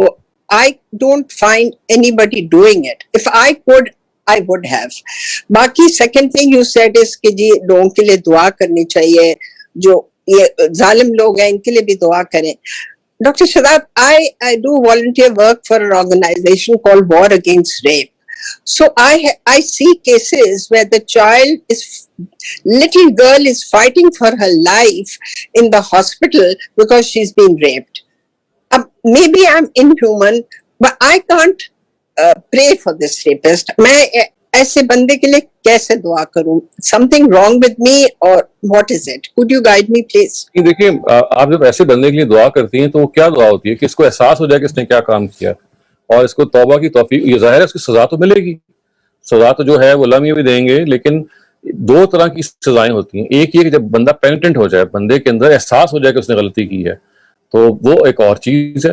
اور ایک یہ کہ وہ اس کو احساس بھی نہ ہو. تو آپ کے لیے تو صرف یہ دعا ہے کہ بھئی جو اس کو سزا ملنی ہے وہ ملے, لیکن اس کو احساس بھی اس بات کا ہو جائے کہ اس نے کتنا بڑا جرم کیا ہے اور یہ خدا کے آگے بھی نادم ہو, اور جس کے ساتھ زیادتی کی ہے اس کے ساتھ بھی نادم ہو. نادم کا مطلب شرمندہ اور اپولوجائز کرے. اس کا یہ مطلب نہیں کہ اس سے سزا ختم ہو جائے گی, اس سے صرف یہ ہوگا کہ اس کے اندر احساس پیدا ہو جائے گا, کیونکہ ظاہر ہے اس نے وہ کام کیا تو وہ احساس سے عاری ہو چکا تھا, وہ درندگی کی جگہ پہ آ گیا تھا. اور بہت سارے ایسے لوگ ہوتے ہیں جو درندگی کی جگہ پہ جب چلے جاتے ہیں تو وہ بعد میں بھی ان کو کوئی خاص فرق نہیں پڑتا. جب آپ ایسے شخص کی دعا کرتے ہیں تو وہ دعا سے ان کی کوئی سزا نہیں موقوف ہو جاتی, یعنی غصہ اپنی جگہ پہ رہتا ہے, لیکن وہ سزا کے اندر یہ گہرا کنسرن چھپا ہوتا ہے کہ اس آدمی, اس ظالم آدمی کو, اس بدبخت کو احساس ہو جائے کہ اس نے کیا کیا ہے. اور وہاں آپ کا جو غصہ کی جو کہ الفاظ ہوتے ہیں basically they are directed towards, یعنی آپ کیا یہ نہیں چاہیں گے کہ دنیا میں آئندہ ریپسٹ پیدا نہ ہو, ہم سب چاہتے ہیں. ہم کیا یہ نہیں چاہتے کہ ہر وہ ریپسٹ جس نے ریپ کیا ہے اس کے اندر یہ شرمندگی احساس پیدا ہو کہ اس نے غلط کام کیا ہے, چاہتے ہیں نا ہم سب. اس کا یہ مطلب نہیں کہ ہم سزا کو ختم کر رہے ہیں یا موقوف کر رہے ہیں, وہ ایک الگ پروسیس ہے. یہ تو یہ کہ احساس ندامت اس شخص کے اندر پیدا ہو, اس کی اگر ہم دعا کریں تو اس دعا میں تو کوئی ظاہر ہے کہ یہ وہ دعا ہے کہ جو, کیونکہ اگر آپ یہ کریں گے اور آپ کا کنسرن شو ہوگا اور خدا بھی اس کو قبول کرتا ہے اور سارے بھی فیکٹرز ٹھیک ہو جاتے ہیں, تو یہ اصل میں آپ کا اظہار ہے اس چیز سے, اس چیز کے بارے میں کہ بھئی یہ اور ایسے لوگ پیدا نہ ہوں, یا یہ جو پیدا ہو گیا اس کو عقل آ جائے. تو یہاں اصل میں ریفارمیشن کی طرف اشارہ کرنا مقصود ہے, نہ کہ دعا سے یہ مقصود ہے کہ اس کی سزا معاف ہو جائے, وہ تو اس کو ملنی ہے. Our next question is from Zareen Qasim. Please go ahead. جی سر, میں نے ایکچولی بات کرنی تھی. آپ جو بتا رہے تھے کہ ہمیں اللہ پر بھروسہ رکھنا چاہیے اور مطلب مشکل وقتوں میں بھی ہمیں بھروسہ رکھنا چاہیے, تو میں نے پوچھنا تھا کہ مطلب اگر ایسا ہے کہ جیسے کوئی بندہ ہے وہ اپنا مطلب کوئی ایگزام دے رہا ہے اور وہ ایگزام میں بار بار مطلب فیل ہو جاتا ہے, وہ کیمبرج کا ایگزام دے رہے ہیں کچھ, تو وہ فیل ہو رہا ہے. اب وہ سوچتے ہیں کہ اچھا اب ایسا بھی ہو سکتا ہے کہ میں مشکل وقت سے گزر رہا ہوں تو مجھے اللہ سے دعا مانگنی چاہیے اور کوشش کرتے رہنی چاہیے, یا پھر وہ یہ بھی سوچ سکتا ہے کہ ہو سکتا ہے اس میں میری بہتری نہ ہو سکتا ہے مجھے کسی ڈفرینٹ فیلڈ میں جانا چاہیے. تو اب پھر دو کوشچنز آ جاتے ہیں, یا تو وہ یہ سوچے گا کہ وہی کہ مجھے ڈفرینٹ فیلڈ میں جانا چاہیے, اس چیز میں میری بہتری ہوگی جس کی وجہ سے میں یہاں فیل کر رہا ہوں, یا پھر وہ یہ سوچے گا کہ maybe Allah wants me to try harder so that I can succeed, maybe this is a testing time for me. تو پھر بندے کو کیسے پتا چلے گا کہ کون سی چیز مجھے کرنی چاہیے, آخر میں ڈیسیجن کیسے بنائیں؟ دیکھیں اس کا بڑا آسان طریقہ یہ ہے کہ آپ انالیسس کرتے ہیں نا, یعنی ہر فیلئر کا انالیسس کیا جاتا ہے. تو جب انالیسس کیا جاتا ہے تو وہ آپ خود تھوڑا سا کرتے ہیں, تھوڑا سا کسی سے مدد بھی لے سکتے ہیں, تو پتہ چل جاتا ہے. یعنی بعض پتہ چل جائے گا جی کہ آپ نے محنت کم کی تھی, یا بعض دفعہ پیپر جو تھا وہ ذرا ٹف آ گیا تھا, یا بعض دفعہ پیپر کے دوران آپ گھبرا گئے تھے. تو آپ جب انالیسس کرتے ہیں نا تو آپ کو کاز پتہ چل جاتی ہے. اور بعض دفعہ ایسا بھی ہوتا ہے کہ آپ نے ہر چیز ٹھیک تھی لیکن رزلٹ اچھا نہیں آیا. تو آپ سب سے پہلے تو جب آپ کسی اپنے آپ کو پروفیشن کے لیے لے کے جاتے ہیں تو وہ آپ کے اپنے ایپٹیٹیوڈ کے مطابق ہونا چاہیے, آپ کی اپنی لائکنگ کے مطابق ہونا چاہیے. عام طور سے ایک فیلئر کی وجہ یہ بھی ہوتی ہے کہ آپ اس چیز کو زبردستی کر رہے ہوتے ہیں اور آپ کا اپنا کوئی اس کے اندر انٹرسٹ نہیں ہوتا. تو اصل میں نے آپ کو مختلف سینیریوز بتائے ہیں کہ فیلئر کو انالائز کرنا اور فیلئر کی رسپانسبلٹی لینا. جیسے ہی آپ انالیسس کریں گے وہ انالیسس آپ کو بتا دے گا کہ غلطی کہاں ہے, یعنی فی الجملہ آپ کو جنرلی پتہ چل جائے گا. تو پھر آپ کو ظاہر ہے اس غلطی کو ٹھیک کرنا ہے. اگر وہ محنت میں کمی کی غلطی ہے تو محنت صحیح کرنی ہے. اگر وہ سبجیکٹ ہی غلط چوز کر لیا تو اس کی چوائس کے بارے میں آپ کو فکر مند ہونا ہے. اگر امتحان میں کوئی مسہیپ ہو گیا ہے, جیسے کہ بعض دفعہ ہو جاتا ہے کہ انسان کو سب آ جاتا ہے لیکن وہ نروس ہو جاتا ہے, تو آپ کاز کو ٹھنڈے طریقے سے ایویلیویٹ کریں کہ کیوں ہو رہا ہے اور ایسا. تو جب آپ کاز کو ایویلیویٹ کریں گے اور کسی کی آپ مدد بھی لے سکتے ہیں کہ ڈیٹا آپ اس کو بھی بتائیں اور مل کے 2-3 لوگ بھی ایویلیویٹ کریں, تو اس ایویلیویشن کے بعد آپ خاصے حد تک اس جگہ پہ پہنچ جائیں گے کہ یہ وجہ تھی اور مجھے اب آئندہ اس وجہ کو دور کرنا ہے. Just one more thing, sir. ایک حدیث ہے ایکچولی جس میں کہا جاتا ہے کہ ایک عورت کو چھونا ایسا ہے کہ سر میں کیل ٹھوک دینے کے برابر. جو تو مطلب بیسکلی اب ایسی حدیث ہے تو واقعی کسی گاندھی کہتے ہیں کہ میرے اپنے خیال میں یہ روایت تو کوئی ثابت روایت نہیں ہے, اور اس طرح کی روایتیں ہمارے یہاں بہت ساری بیان ہوئی ہوئی ہیں. ہر روایت جو کہ نبی صلی اللہ علیہ وسلم کی طرف منسوب کی جائے وہ محض یہ کہہ دینا کہ نبی صلی اللہ علیہ وسلم نے کہا اس کو ثابت نہیں ہو جاتی. پہلے تو روایت کو ثابت ہونا چاہیے نا کہ واقعی انہوں نے یہ بات کہی ہے. اچھا، تو ویسے اگر اس کو مطلب ہم سائڈ پر بھی کر دیں تو سر گاندھی نے ایکچولی کہا ہے کہ آپ جو اپنے فرینڈز اور ریلیٹیوز ہیں اور آفس میں اگر آپ ہیں تو آپ مطلب جو ہے نا ایون اپوزٹ جینڈر کے ساتھ آپ ہینڈ شیک کر سکتے ہیں، لیکن اب اگر آپ نے حق کرنا ہے مطلب اگر آپ نے حق کرنا ہے اپوزٹ جینڈر کو تو آپ اپنے ریلیٹیوز یا فرینڈز میں کر سکتے ہیں۔ تو بات یہ ہے کہ اب ایسے کیس میں کیا کہتے ہیں مطلب اپوزٹ جینڈرز کے بارے میں تو پھر بھی قرآن میں بھی کہا ہے کہ آپ کو پرہیز رکھنا چاہیے، نہیں اس طرح مطلب کرنا چاہیے، تو اس معاملے میں آپ کی کیا رائے ہے؟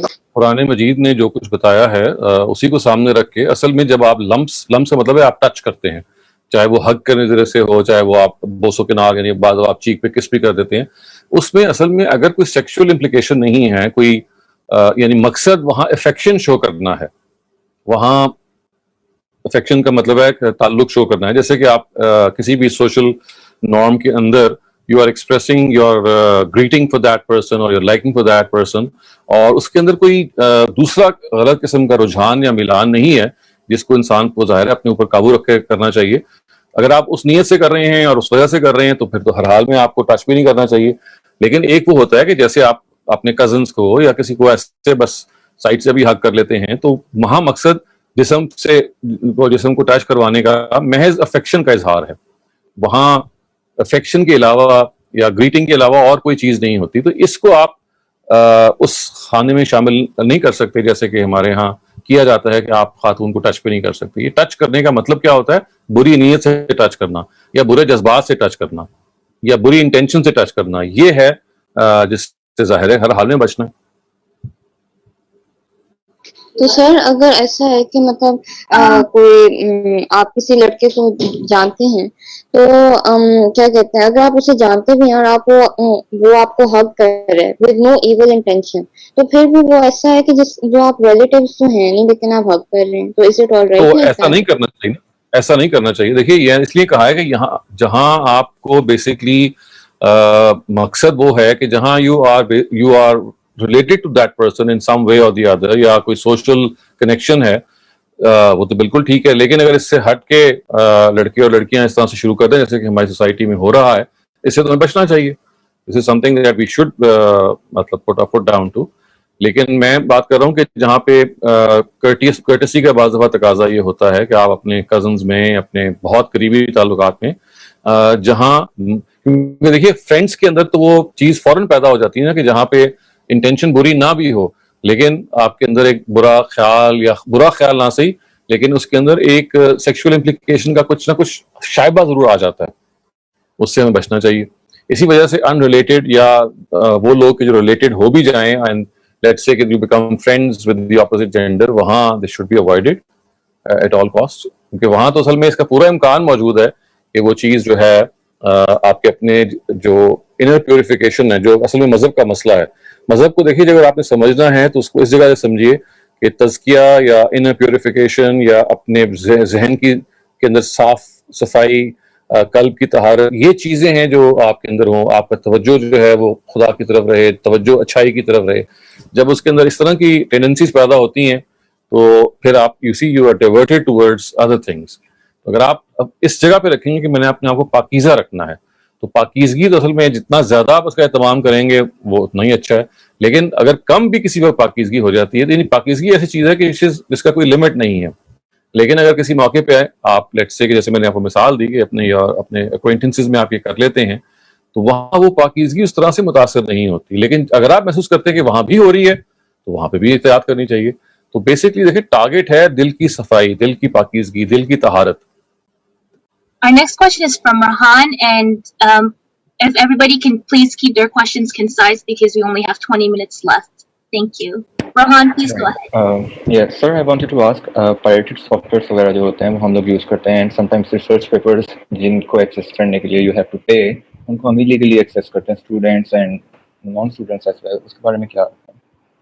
دیکھیے ہمیں اس سے بچنا چاہیے، پائرسی جو ہے وہ جرم ہے، انٹرنیشنل کاپی رائٹ لا جو ہے وہ بنا ہوا ہے، اس کو فالو کرنا چاہیے۔ تو پائریٹڈ سافٹ ویئرز ہم جگہ جگہ استعمال کرتے ہیں، انہیں ہم ہر حال میں، یعنی دیکھیں بعض دفعہ ایسی کوئی مجبوری ہو جاتی ہے جس میں آپ مے بی آپ کو کوئی ایسی ضرورت ہے جو اصل soft where it is very expensive, and there is a dire need. تو وہ بہرحال وہ جو اگر آپ نے بریچ کرنا ہے تو وہ کسی مجبوری کے تحت تو فرد ہی فیصلہ کر سکتا ہے. یعنی اگر کوئی ایسی مجبوری ہو گئی ہے ہم نہیں کر سکتے, لیکن ان پرنسپل یہ بات واضح رہنی چاہیے کہ پائرسی بھی کسی بھی قسم کی ہو یہ اخلاقی طور پہ ٹھیک نہیں ہے, یہ ایک جرم ہے, یہ ڈس آنیسٹی ہے. جب وہ انہوں نے خود کہہ دیا کہ ہماری جو کاپی رائٹس ہیں آپ ان کو وائلیٹ نہیں کریں گے تو ہمیں اس کی رسپیکٹ کرنی چاہیے. اس لیے ہر حال میں انلیس کہ کوئی ایسی مجبوری ہو جائے جیسے میں نے کہا جس کا فرد ہی فیصلہ کرے گا, آپ کو ہر کاپی رائٹ لا کو اوبے کرنا چاہیے. Thank you. Our next question is from Malik Rais. Please go ahead. السلام علیکم سر. وعلیکم السلام. سر میرا کوشچن پری ڈیسٹینیشن کے متعلق ہے کہ اللہ پاک جب انسان کو پیدا کرتا ہے تو انہیں پتا ہے کہ یہ انسان صحیح راستے پہ چلے گا یا غلط راستے پہ. اب جو صحیح راستے پہ چلتا ہے وہ تو ظاہر سی بات ہے کہ جنت میں جائے گا, لیکن جو غلط راستہ اپناتا ہے تو اللہ پاک کو اس سے کیا مراد ہے اس کو پیدا کرنے میں, یعنی ان کا کیا مقصد ہے اس چیز میں سے کہ اس کو پیدا کریں جبکہ وہ جانتے ہیں کہ یہ غلط راستے پہ چلے گا. دیکھیں اللہ تعالیٰ نے ایسے لوگوں کو منتخب کرنا ہے اپنی جنت کے لیے کہ جن کے نفس پاکیزہ ہوں, جو ایسی جگہ پہ اپنے آپ کو فائز کریں کہ ہمیشہ اچھائی کو اپنا ٹارگٹ رکھیں, اور ان کو وہ چاہتے ہیں کہ وہ ریوارڈ دیں. اور اس کے ساتھ ساتھ اللہ تعالیٰ دوسرا کام بھی کرنا چاہتے ہیں کہ وہ آزادی رائے سے یہ کام کریں, خدا ان کو فورس نہ کرے, یعنی آزادی رائے سے کریں. خدا کی اس میں کوئی کہتے ہیں نا کہ جبر اس میں نہیں ہونا چاہیے. تو جب یہ ہوگا تو ایسے لوگ کہ جو آزادی رائے سے اچھائی کریں گے اور آزادی رائے سے برائی کریں گے, تو اللہ تعالیٰ یہ چاہتے ہیں کہ جو بھی نتیجہ ان کو معلوم ہے, لیکن وہ چاہتے یہ ہیں کہ جو بھی طریقہ ہو وہ آزادی رائے سے ہو. یعنی مثال کے طور پہ دیکھیے اللہ تعالیٰ اگر آخر میں جو لوگوں نے برا کام کیا ہے ان کو اگر وہ سزا دیتے ہیں تو اب وہ ان کا ریکارڈ ان کو بتا سکتے ہیں کہ دیکھو یہ آپ نے پوری دنیا میں یہ برائی کی, ورنہ تو وہ پیدا کرتے ساتھ ہی کسی کو جہنم میں ڈال دیتے, کسی کو جنت میں ڈال دیتے, اس لیے ان کو نتیجہ تو معلوم تھا. انہوں نے اس عمل سے گزارا دو وجوہات کی وجہ سے, تاکہ لوگوں پہ یہ واضح ہو جائے کہ اگر میرا انجام مثبت یا منفی ہے تو اس کے پیچھے میں نے جو کیا ہے اس کا نتیجہ ہے. یہ خدا نے مجھے ڈرائیو نہیں کیا, خدا نے مجھے آزاد چھوڑا ہے, اور اگر میں اب جہنم میں جا رہا ہوں تو اپنے اعمال کی وجہ سے جا رہا ہوں. تو اگر خدا اپنے علم کی بنیاد پہ کسی کو جنت یا جہنم میں ڈال دیتا تو چلو جنت والے تو خوش ہو جاتے, لیکن جہنم والے کہہ سکتے تھے جی کہ ہمیں تو ثابت ہی نہیں ہوا کہ ہم نے کوئی برائی کرنی ہے. تو آپ جب ایک شخص کی آپ پوری ریل چلائیں گے آخرت میں بتائیں گے دیکھو تم نے یہ کیا اور یہ کیا جس کی وجہ سے تمہیں سزا کے مستحق ٹھہرے ہو, تو اب وہ یہ کمپلین نہیں کر سکتا جی کہ اللہ تعالیٰ نے اپنے علم کی بنیاد پہ فیصلہ کر دیا.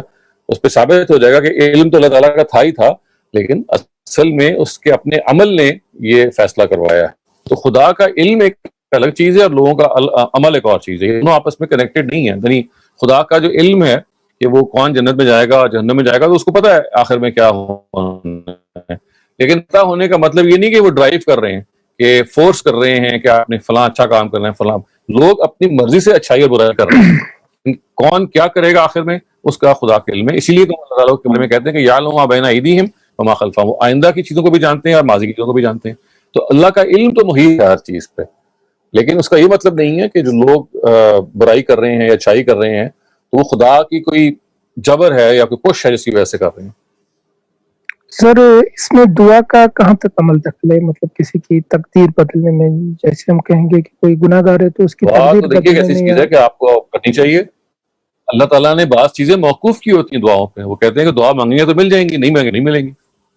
یہ تو ایسی بات ہے نا کہ آپ کو اپنا کام تو کرنا ہے, اگر آپ نے وہ کام ہی نہیں کیا تو خدا کو وہ چیز, بعض دفعہ خدا نے اس چیز کو موقوف کیا ہوتا ہے. یعنی کچھ چیزیں تو ہوتی ہیں اللہ تعالیٰ نے دینی ہے یا لینی ہی لینی ہے, لیکن کچھ چیزوں کے بارے میں یہ ہوتا ہے کہ وہ دعا ہوگی تو وہ دیں گے, نہیں ہوگی تو نہیں دیں گے. تو ہمیں دعا تو کرنی چاہیے.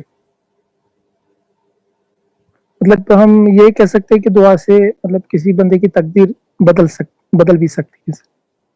آپ تقدیر کے ورڈ کو استعمال کیوں کرتے ہیں؟ تقدیر کا لفظ تو قرآن مجید میں کہیں بھی استعمال نہیں ہوا اس مفہوم میں. تقدیر کے بجائے تو ہمارے برصغیر میں استعمال ہوتا ہے سر. ہاں بس یہ ہمارے ہاں استعمال ہوتا ہے, لیکن پورا قرآن اس تقدیر کے لفظ سے خالی ہے. Question is from Sir Faraz Ahmed. Please go ahead. میرا کوشچن ڈاکٹر صاحب بس میں پوچھنا چاہوں گا کہ ایک جو سوال ہے کہ ہمارے یہاں جو رسولوں کے درمیان فرق کرنے کا رویہ ہے مسلمانوں میں, اور ان کی جو وہ ہے اس کے پیچھے استدلال, وہ معراج کے موقع پہ امامت کرانے کے حوالے سے ہے، اور اسی قسم کی وہ جو روایتیں ہیں اس کو وہ استدلال میں لے کے آتے ہیں. تو اب ویسے ایمانیات کے جب ہم پڑھتے ہیں اس میں جو آیتیں ہیں سورہ بقرہ کی اور پھر سورہ ال عمران میں بھی ہے، پھر سورہ نساء میں 150 سے 152 میں تو بہت ہی سخت آیت ہے اس حوالے سے. تو ہمارے یہاں یہ رویہ پایا جاتا ہے کہ نہیں، وہ آپ نبی تو سب کو مانیں گے، لیکن درجے کے اندر جو سب سے اوپر ہے، مطلب اس میں فرق نہیں کریں گے، نبی سب ہیں، اس بات میں ہم فرق نہیں کرتے. مطلب ان کا استدلال یہ ہوتا ہے. تو یہ سوال کیجئے. میں یہ کہنا چاہ رہا ہوں کہ کیا یہ اس طرح سے نبیوں میں جو اس طرح کا استدلال کر کے فرق کیا جاتا ہے جو لے کے آتے ہیں اس بات کو، ایسا کرنا کیسا ہے؟ دیکھیں قرآن مجید نے تو کہہ دیا کہ یہ ایسا بالکل نہیں ہونا چاہیے، کہ قرآن کے جو الفاظ یہ ہیں کہ لا نفرق بین احد من رسولہ، ہم اللہ تعالیٰ کے کسی رسول کے درمیان تفریق نہیں کریں گے، سب کو برابر کی عزت دیں گے. اور یہ کہا ضرور ہے کہ تلک رسول فضلنا بعضهم علی بعض، اللہ تعالیٰ ہی کہتے ہیں کہ بعض رسولوں کو ہم نے بعض حیثیتوں میں بعض پر فضیلت دی. جیسے حضرت موسیٰ کو کلیم اللہ کہا گیا کہ وہ کلام کرتے ہیں، حضرت مسیح کو معجزے دیے گئے. تو جسے کہتے ہیں کہ ریلیٹیولی بعض افیئرس کے اندر کسی خاص رسول کو خاص پہلو سے ایک ڈسٹنکٹیو فیچر دے دیا، لیکن اس ڈسٹنکٹیو فیچر کا مطلب یہ نہیں ہے کہ وہ برتر ہو گیا. تو وہ خدا نے کہا ہے کہ وہ فیچر تو اس وقت کی ضرورت تھی. جیسے حضرت مسیح کے زمانے میں 2000 سال تک وہ جو بنی اسرائیل کی امت تھی وہ سوئی ہوئی تھی، وہ جھنجھوڑ کے پچھلے پیغمبر تھک گئے تھے. اب اتمام حجت ہو رہا تھا، آخری پیغمبر تھے بنی اسرائیل کے، تو اللہ تعالیٰ نے ان کو اتنی زیادہ پھر میریکلز دے دیے کہ اگر یہ سوئی لوگ ہیں تو ان کو کسی طرح سے اب بھی جاگ آ جائے. یہی معاملہ حضرت موسیٰ کا تھا، وہ فرعون کے دربار پہ وہ جا رہے تھے، ان کو جو عصا کی جو میریکل دیا گیا یا ید بیضا کا جو دیا گیا ان کا ہاتھ، تو یہ وجہ یہ تھی کہ وہ وہاں جاتے ہی وہ ایک باجبروت بادشاہ تھا، اس سے پہلے کہ وہ کوئی بات کرتا وہ تو ان کو بالکل ٹانگ سکتے تھے، پھانسی دے سکتے تھے. تو فوراً ایک میریکل ان کو دکھایا گیا یا اللہ تعالیٰ نے ان سے بات کی. تو یہ موقع اور محل کے لحاظ سے ہر رسول کے اندر کوئی نہ کوئی ایسی فیچر رکھا جو ان کی پہلو اور ان کی ضرورت تھی. نبی صلی اللہ علیہ وسلم کو قرآن دیا اور قرآن مجید کو پھر یہ حیثیت دے دی کہ قیامت تک اب وہی ایک محفوظ کتاب ہے، باقی کتابیں محفوظ نہیں ہیں. تو آپ اس طرح دیکھیں کہ ہر پیغمبر کا کوئی نہ کوئی الگ حیثیت تھی. حضرت ابراہیم کو آپ دیکھیے کہ ان کو جو فضیلت دی گئی، تو قرآن نے کہا کہ انی جاعلوک للناس اماما، ان کو پاس وَإِذِ ابْتَلَىٰ إِبْرَاهِيمَ رَبُّهُ بِكَلِمَاتٍ فَأَتَمَّهُنَّ، یعنی حضرت ابراہیم کو بعض چیزوں میں آزمایا گیا، بیٹے کی قربانی کے معاملے میں آزمایا گیا. اس سے بڑی کیا قربانی ہو سکتی ہے؟ اور چیزوں کے بارے میں آزمایا گیا، والد کے ساتھ جو معاملہ ہوا، اور یہ کہا گیا کہ اب تم نے اس قربانی کا حق ادا کیا ہے، اس آزمائش کا حق ادا کیا ہے، تو اب ہم نے تمہیں منتخب کر لیا ہے تمہاری امت کو. اور نبی صلی اللہ علیہ وسلم جب کسی نے کہا کہ سب سے زیادہ افضل پیغمبر کون ہے، تو آپ نے کہا ابراہیم. تو یوں یعنی اور ظاہر مراد یہی تھی ان کی کہ جو ان کی حیثیت تھی وہ بات ہے. تو آپ یوں سمجھیے کہ پیغمبروں میں سے ہر ایک کو کسی کو ایبسولوٹ سپیریورٹی حاصل نہیں ہے. ایبسولوٹ کا مطلب ہے کہ کسی کے بارے میں کہہ دیا جائے کہ سب سے افضل ترین پیغمبر یہ ہیں، بلکہ ہر پیغمبر کو ان کے زمانے کے لحاظ سے، ان کی ضروریات کے لحاظ سے کچھ چیزیں ہیں جو عطا کی گئیں، جس کی وجہ سے ان کی امتوں نے اس کی بنیاد پہ دعویٰ کرنا شروع کر دیا کہ ہمارے پیغمبر جو ہیں وہ سب سے بہتر ہیں، سب سے اعلیٰ ہیں. تو یہ ہے جس کو قرآن نے کہا ہے کہ لا نفرق بین احد من رسولہ. رسولوں کو جو فضیلت حاصل ہے یا ریلیٹو فضیلت حاصل ہے وہ خاص بیک گراؤنڈز کی وجہ سے ہے. لیکن کوئی آدمی کہہ دے کہ کوئی ایک رسول ہے وہ سب پہ برتر ہے، تو اس پہ قرآن جو ہے وہ لکیر کھینچ دیتا ہے. تو ہمیں اصل میں قرآن سے چلنا چاہیے. روایات جو ہیں وہ قرآن کے تحت رکھی جائیں گی. اگر وہ قرآن مجید کی مخالف نظر آئیں گی تو وہ روایت کی پھر کوئی حیثیت نہیں رہ جاتی، کیونکہ دیکھیے وہ راوی کا فہم ہے جو معلوم نہیں ٹھیک ہے اور معلوم نہیں غلط ہے. تو ڈاکٹر صاحب سوری، ایک بس مختصراً وہ یہ کہ یہ پھر امام الانبیاء والی جو یہ استدلال ہے اس کی کیا حیثیت ہے؟ یہ بالکل بے حیثیت چیز ہے، اس کی کوئی حیثیت نہیں ہے. Our next question is from Abdullah Rizwan. Please go ahead. السلام علیکم سر. میرا کوشچن یہ تھا کہ رامدی سر جو کہتے ہیں کہ ہیڈس کا واجب نہیں ہے، مستحب ہے، تو اس کا دلیل کیا ہے؟ دیکھیے اس کی دلیل میں تو انہوں نے لکھا ہوا بھی ہے، انہوں نے لیکچر بھی دیے ہوئے ہیں، میری بھی بہت ساری اس میں چیزیں لکھی ہوئی موجود ہیں. میں اگر آپ کو اب بیان کرنا شروع کروں گا تو پھر تفصیل ہوگی. آپ کائنڈلی وہ چیزیں جو لکھی ہوئی اور جو چیزیں ریکارڈڈ ہیں ان کو سن لیجئے. پھر کوئی سوال رہ جائے تو پھر میں آپ کو جواب دے دوں. ہاں، اور ایک سوال تھا کہ وہ اسراء کی اس میں جو کہتے کہ یہ خواب تھا، تو میں نے ان کا پورا یہ سنا تھا، لیکن مین سوال یہ اٹھتا ہے کہ اگر یہ خواب تھا تو لوگ اس میں تعجب کی کیا بات تھی؟ خواب آپ معراج کی بات کر رہے ہیں؟ ہاں جی جی، اسرا کا ابھی بھی دیکھیں انہوں نے اس موضوع پہ بہت تفصیل سے اپنی جو اعتراضات کی ایک سیریز چل رہی ہے، اس سوال کا بھی اس میں انہوں نے جواب دیا ہے کہ اگر یہ معراج کا ایک خواب تھا تو لوگوں نے اس پہ سوالات کیوں کیے. وہ تو obvious سی بات ہے، سوالات اس لیے انہوں نے کیے کہ جو تفصیلات نبی صلی اللہ علیہ وسلم نے بتائی گئیں تو ان تفصیلات کے بارے میں انہوں نے کہا آپ کو کیسے معلوم ہے اور یہ کیسے ہے. تو روحانی سیر جو نبی صلی اللہ علیہ وسلم کو کرائی گئی ان کے اوپر جو بہت سارے ان کے معارضے تھے وہ انہوں نے کیے، تو اس کے جواب میں نبی صلی اللہ علیہ وسلم نے پھر ان کو بتایا. تو یہ تو اس کو انہوں نے پورا ایکسپلین کیا. اگر آپ وہ سیریز سن رہے ہیں، فالو کر رہے ہیں، تو معراج کے موقع پہ جو روایتیں ہیں جو اس کو بیان کر رہے ہیں اس کو آپ تفصیل سے دیکھ سکتے ہیں. Our next question is from Najia Nazir. Please go ahead. Yes, thank you. Also میرا کوشچن ہے جیسے قرآن کی آیت ہے لیس للانسان الا ما سعی، لیکن ہم دیکھتے ہیں کہ ہمارے کنٹری کے کانٹیکسٹ میں جو لوگ دینی مدارس میں داخل کیے جاتے ہیں یوزولی وہ جس ڈیموگرافک سے آتے ہیں تو وہ بیسکلی بورڈنگ لاجنگ پیرنٹس کے لیے مشکل ہوتی ہے تو وہ اپنے بچوں کو مدارس میں داخل کراتے ہیں. کچھ لوگ بہت ارنسٹلی بچوں کو مدارس میں داخل کراتے ہیں.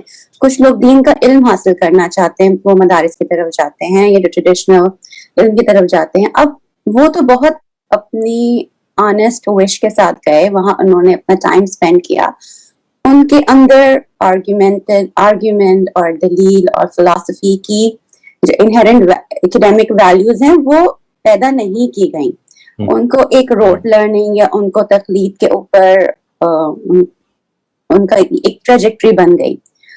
پھر یہ لوگ تو معصوم ہیں، پھر ان سے جو آگے وائلنس ہوتا ہے یا انجسٹس ہوتا ہے یا یہ ڈسرن نہیں کر پاتے رائٹ فرام رانگ اور وہ کویسچن نہیں کر پاتے پریویلنٹ نارمز اینڈ اسٹیریوٹائپس کو اور وہ ہر چیز کو ایک سازش کا حصہ سمجھتے ہیں. I feel that they are very innocent. اور جب ہم گراس انجسٹس وہ کرتے ہیں، ڈومیسٹک وائلنس وہ کرتے ہیں کیونکہ وہ 434 کو ایک اپنے طریقے سے سمجھتے آ رہے ہوتے ہیں.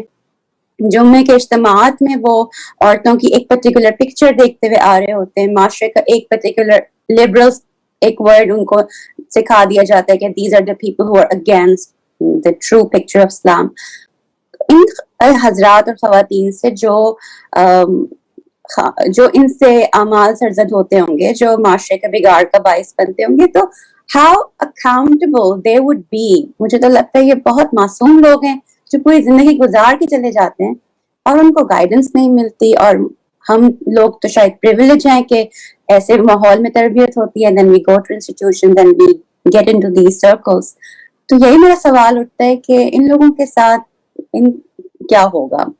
I don't know, کیا یہ میری پلیس ہے یہ سوال کرنے کے لیے بھی, جی بیسکلی آپ کو یہ ٹرسٹ کرنا چاہیے کہ اللہ تعالیٰ جو ہیں وہ عادل ہیں, وہ جسٹ ہیں. جہاں جتنا ایک آدمی مجبور ہوگا اتنی اس کو رعایت ملے گی. یعنی ہمیں ایک اصولی بات پتہ ہے کہ جہاں پہ وہ مجبور ہے, جہاں پہ he cannot help it, تو اس کو اتنی رعایت مل جائے گی. لیکن بہرحال یہ بات کہ جان لینے کا جو معاملہ ہے, کیا اس میں ڈیو ڈیلیجنس جو تھی وہ لی گئی؟ یعنی جتنی مرضی آپ کی انڈاکٹرینیشن یا برین واشنگ ہو جائے, جب آپ دوسرے کی جان لینے پہ آمادہ ہو جاتے ہیں تو یہ اس میں بہت سارے سیریس سوال پیدا ہوتے ہیں. تو یعنی یہ بات کہ محض آپ کو برین واش کر دیا جائے اور بچپن سے آپ کو بتا دیا جائے, ایک حد تک تو ظاہر ہے وہ سب چیزیں چلتی ہیں. لیکن جب آپ دوسرے کے ساتھ تعدی کریں, دوسرے کے ساتھ زیادتی کریں, کیونکہ انسان کا ایک اپنا میکینزم بھی تو ہے نا, خدا نے رکھا ہے.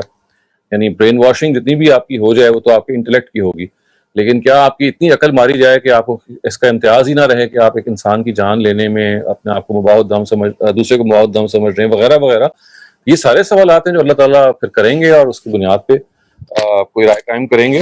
لیکن جو ہمیں جس چیز کے بارے میں مطمئن رہنا چاہیے وہ یہ کہ عدل ہوگا, کامل عدل ہوگا, اور اسی وجہ سے قیامت کی ضرورت بھی ہے, کیونکہ یہاں تو وہ نہیں ہو سکتا, ہم ڈیفیشینٹ ہیں اس معاملے میں.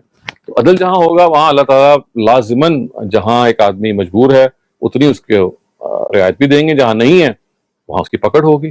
اب جو ہمیں لگتا ہے کہ جو لوگ گراس انجسٹس کر رہے ہیں سوسائٹی میں, وہ ہو سکتا ہے معافی کے حقدار بن جائیں اللہ تعالیٰ کے دربار میں. دیکھیے یہ خدا ہی فیصلہ کر کے ہمیں بتائے گا, اور جب وہ بتائے گا تو پھر اس کو جسٹیفائی بھی کرے گا نا پوچھنے. یعنی ہمیں بھی اطمینان ہو جائے گا کہ ہاں اگر رعایت ملی ہے تو وہ. اب یہ دیکھیے نا, اچھی نیت سے بھی تو لوگ برے لوگوں کو, اگر آپ کو میں مثالیں دوں کہ کتنے ہی وارز ایسی ہوئی ہیں کہ جس میں کسی جنرل نے غلط فیصلہ کیا بڑے اخلاص کے ساتھ, اور ہزاروں لاکھوں جو اس کے فوجی تھے وہ مارے گئے ایک غلط ڈیسیجن کی وجہ سے. لیکن that decision was not taken out of any اسے کہتے ہیں نا کہ انپروفیشنل approach.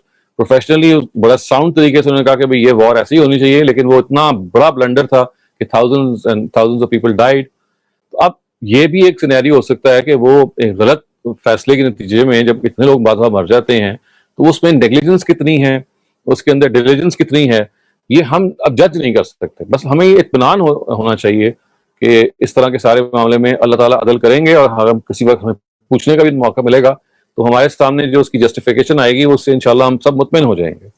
Our final question of the day is from Armaghan Mavia. یہ جو سورہ فتح ہے یہ نظم قرآن میں دیکھا جائے تو یہ مکی صورت میں آتا ہے, لیکن جتنے بھی عام جو مارکیٹ میں قرآن ہے وہ اس کو مدنی صورت کہتے ہیں, اور اس کا دلائل وہ دیتے ہیں کہ عبداللہ بن عمر یا عبداللہ بن مسعود کی ایک روایت ہے کہ یہ آخری صورت ہے جو حضرت محمد میں نازل ہوئی تھی, اس کے بعد حضرت محمد کا انتقال ہو گیا تھا. اس کے بارے میں آپ کلیریفیکیشن کر دینا. اور دوسرا سر آپ نے ایک ویڈیو بنائی تھی عقیقے کے بارے میں کہ عقیقہ پری اسلامک جاہلیت تھی, اس کے حضرت محمد نے کنڈیم کیا تھا, اور غالباً وہ مسند احمد بن حنبل کی روایت تھی. سر میں نے آپ کو چیٹ میں ایک بخاری کی ایک روایت بھیجی ہے, وہ اس میں تو لکھا ہوا ہے حضرت محمد کہہ رہے ہیں کہ عقیقہ کرو اور بال دھو, کیونکہ جو بچہ پیدا ہوتا ہے اس کے ساتھ اس کا ایک جانور ہوتا ہے. اس کو آپ ذرا کلیریفائی کر دینا پلیز. وہ میرا خیال ہے اگر آپ وہ ہم جو ہماری ویب سائٹ ہے نا اس پہ سرچ کریں گے نا عقیقہ, تو اس روایت کا بھی جواب دیا گیا ہے, ایکسپلین کیا گیا ہے اس کا مطلب کیا ہے, اس میں کہاں وہ ہے کچھ کلچرل چیزیں داخل ہوگی اور کہاں وہ دین کی چیزیں ہیں. لیکن جو چیز واضح ہے وہ یہ ہے کہ نبی صلی اللہ علیہ وسلم نے فرمایا کہ انا لا احب العقوق, کہ میں عقیقے سے کوئی واقف نہیں ہوں, یہ تو ایک جاہلیت کی رسم ہے. وہاں اس رسم کا مطلب یہ تھا کہ جانور کو ذبح کر کے اس کے خون کو جو بچہ پیدا ہوتا تھا اس کے ماتھے پہ چھڑکا جاتا تھا, اور تصور یہ تھا کہ جو بلائیں آئندہ آئیں گی وہ اس سے ٹل جائیں گی اس خون سے. تو آپ نے اس کی سخت مذمت کی کہ یہ ایک بالکل سپرسٹیشن ہے, یہ توہم پرستی ہے. اور انہوں نے یہ کہا کہ ہاں اگر کوئی آدمی خوشی بنانا چاہتا ہے, اللہ تعالیٰ کا شکر ادا کرنا چاہتا ہے, تو وہ قربانی کرنا چاہتا ہے ضرور کرے. تو یہ ہے ایسے, یعنی عقیقہ ایک رسم کے طور پہ جیسے کہ ہمارے یہاں برے صغیر بنایا جاتا ہے جس میں حجامت بنائی جاتی ہے بچے کی, اور اس کے ساتھ عربوں میں یہ بات جو تھی وہ بالکل اس کا جیسے کہتے ہیں نا کہ حصہ تھی کہ وہ جانور کا جو خون تھا وہ اس کے ماتھے پہ بچے کے لگایا جاتا تھا.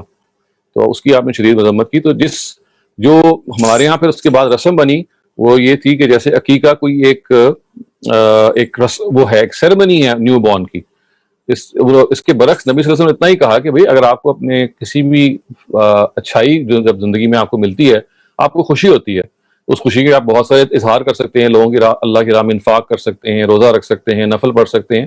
تو بالکل ویسے ہی فرمایا کہ اپنے بچے کی پیدائش پہ اگر آپ کو کوئی خوشی ہوتی ہے اور آپ قربانی کرنا چاہیں تو ضرور کریں. یہ اس طرح کی چیز ہے, نہ کہ ایک بطور ایک رسم کے کہ بھئی آپ نے لازماً قربانی ہی کرنی ہے بچے کی پیدائش پہ. یہ دو الگ چیزیں ہیں. ایک ہے کہ آپ بچے کی پیدائش پہ قربانی کو ایک سمجھ لیں کہ بھئی یہ تو آپ کو کرنا ہی کرنا ہے, بلکہ بات جو ہے وہ یہ ہے کہ نبی صلی اللہ علیہ وسلم یہ کہہ رہے ہیں کہ بچے کی پیدائش پہ اگر آپ کو خوشی کا اظہار کرنے کے لیے آپ یہ کرنا چاہتے تو کر لیں.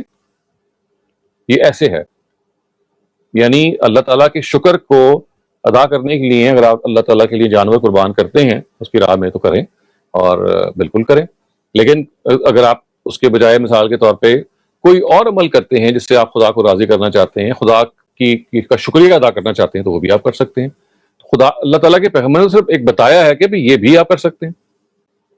تو اس میں اور عقیقے کی رسم میں پھر آپ دیکھیے کہ کوئی کنیکشن نہیں پیدا ہوتا. اور وہ مکی اور مدنی صورت کا سر بتا دیجیے. میں آپ کو اس میں گزارش یہ کروں گا کہ آپ استاد جاوید احمد غامدی کی جو تقسیم ہے نا گروپ نمبر 5 کی, جو شروع ہوتا ہے سورہ فاطر سے اور وہ ختم ہوتا ہے سورہ حجرات پہ, اس تقسیم پہ آپ غور کریں اور آپ یہ دیکھیں گے کہ انہوں نے بتایا ہے کہ مکیات جب ختم ہوتی ہیں اس کے فوراً بعد مدنیات شروع ہو جاتی ہیں. اور جہاں تک مجھے یاد پڑتا ہے تو جو آخری 3 ہیں جو مدنیات ہیں, یعنی سورہ محمد تو مکی ہے, یعنی سورہ حجرات کے بارے میں وہ یہ کہتے ہیں کہ وہ مدنی سورہ. اس سے پہلے وہ اس کی میں سوری آپ کو کاٹ رہا ہوں, اذا جاء نصر اللہ والفتح, وہ 30ویں پارے میں جو سورت ہے اس فتح کی بات کریں, سورہ فتح کی بات نہیں کر رہے آپ. اچھا نہیں وہ سورہ فتح تو مکی سورہ ہے, وہ تو پکی بات ہے. اچھا سورہ نصر کی اس کے بارے میں اب جتنی بھی آپ دیکھ لینا آپ دوسرے مارکیٹ میں وہ کہتے ہیں کہ یہ مدنی صورت ہے. جی سب مدنی مانتے ہیں, بالکل ایسا ہی ہے. تو وہ تو دیکھیے وہاں تو آپ کو وہ اسکیم پوری سمجھنی پڑے گی، کیونکہ قرآن مجید میں مکیات اور مدنیات کبھی مل جل کے ایسے نہیں ہوتی کہ ایک مکی آ گئی اور مدنی آ گئی. قرآن مجید میں مکیات اور مدنیات کے ڈسٹنکٹ گروپس ہیں. مکیات ساری ایک چیپٹر کے اندر اکٹھی ہوتی ہیں، اس کے بعد مدنیات شروع ہو جاتی ہیں. سورہ فتح کے اندر، یعنی سورہ نصر کہنا چاہیے، اس کے اندر تو فتح کی پیشن گوئی کی جا رہی ہے. یہ بتایا جا رہا ہے پیغمبر کو کہ اب ہجرت کا موقع ہے، تو اس ہجرت کے موقع پہ اگر آپ جا رہے ہیں تو اس کی پریشانی آپ میں نہیں ہونی چاہیے کہ یہ شہر آپ کے لیے اب اجنبی ہو جائے گا. آپ جب جائیں گے تو واپس یہ شہر ہی کو مفتوح آپ کے آگے آ کے ہو جائے گا. اور پھر یہ بتایا گیا ہے کہ کیسے اس کے اندر جب یہ واقعہ ہو جائے گا اور عرب کے جو لوگ ہیں وہ جوک در جوک مسلمان ہو جائیں گے تو آپ نے کیا کرنا ہے. تو وہاں جو ازا کا فعل ہے وہ خود یہ بتا رہا ہے کہ مدنی ہونے کا اس کا کوئی وہ وجہ نہیں ہے. یعنی یہ ایک تسلی کی سورہ ہے، نبی صلی اللہ علیہ وسلم کو بشارت کی سورہ ہے. اور یہ جس طرح سے ایک پیر بنتی ہے سورہ اخلاص کے ساتھ، یعنی سورہ نصر اور سورہ اخلاص جو ہیں یہ دونوں مثنیٰ صورتیں ہیں. یہ بلکہ سورہ اخلاص اور سورہ لہب جو ہیں یہ مثنیٰ صورتیں ہیں. سورہ کافرون اور نصر ہیں جو مثنیٰ صورتیں ہیں. سورہ کافرون میں اعلان برات کیا گیا، یہ بتایا گیا ہے کہ اس وقت آپ اس شہر کو چھوڑ کے جا رہے ہیں، ہجرت کر رہے ہیں، تو اب اتمام حجت ہو گیا ہے. اور سورہ نصر جو ہے وہ اس کی مثنیٰ سورہ ہے، اس کی پے سورہ آپ کو بتا رہی ہے کہ اگر آپ جا رہے ہیں تو یہ جاننا آپ کا ہمیشہ کا نہیں ہے، بلکہ آپ یہاں واپس آئیں گے. تو وہاں اصل میں آپ کو صورتوں کی تقسیم دیکھیں. ہمارے ہاں جو مفسرین کا طریقہ ہے وہ یہ ہے کہ وہ روایت کی شان نزول دیکھ کے فیصلہ کرتے ہیں کہ وہ مکی ہے یا مدنی ہے. جو فرائی اپروچ ہے وہاں پہ روایت کی شان، یعنی سورہ کی جو شان نزول ہے وہ روایت سے طے نہیں ہوتی، بلکہ وہ سورہ کے اپنے مضمون سے طے ہوتی ہے. تو سورہ کا اپنا مضمون یہ بول کے بتا رہا ہے کہ وہ ایک مکی سورہ ہے. تو ہمارے ہاں جیسے میں نے کہا کہ جو لوگ اس کی مدنی ہونے کے قائل ہیں وہ سورہ کے اپنے سٹرکچر کے بجائے وہ خارج میں روایتیں موجود ہیں، حدیثیں موجود ہیں جو کہتی ہیں کہ مدینے میں نازل ہوئی. عبداللہ بن مسعود کی جی تو ان کو اگر ہمیں تانا مل جاتا ہے کہ منکر تانا آپ کو جو آپ صحیح بات کر رہے ہیں اس کو آپ کو رہنا چاہیے. تانا تو ہر صحیح بات پہ کسی کو بھی مل سکتا ہے. آپ یہ کہیں کہ ہم نبی صلی اللہ علیہ وسلم کی روایات ہمارے لیے سر آنکھوں پہ ہم ان کو مانتے ہیں، لیکن جو روایت قرآن کے خلاف ہو اس کے بارے میں تو سارے جلیل القدر محدثین سارے کے سارے قاطبتاً یہ کہہ رہے ہیں کہ اس کو ایکسیپٹ نہیں کیا جائے گا. آپ تنہا نہیں ہیں اس میں. سب سے پہلے امام شافعی سے لے کے یا پھر خطیب بغدادی وغیرہ جتنے آپ کے اسلاف ہیں سب یہ کہتے ہیں کہ کوئی روایت قرآن کے خلاف ایکسیپٹ نہیں کی جائے گی. Thank you very much, Dr. Salim. We'll take the remaining questions next week. So that is it, inshallah. Okay, inshallah, we'll see each other next week. Khuda Hafiz. Inshallah.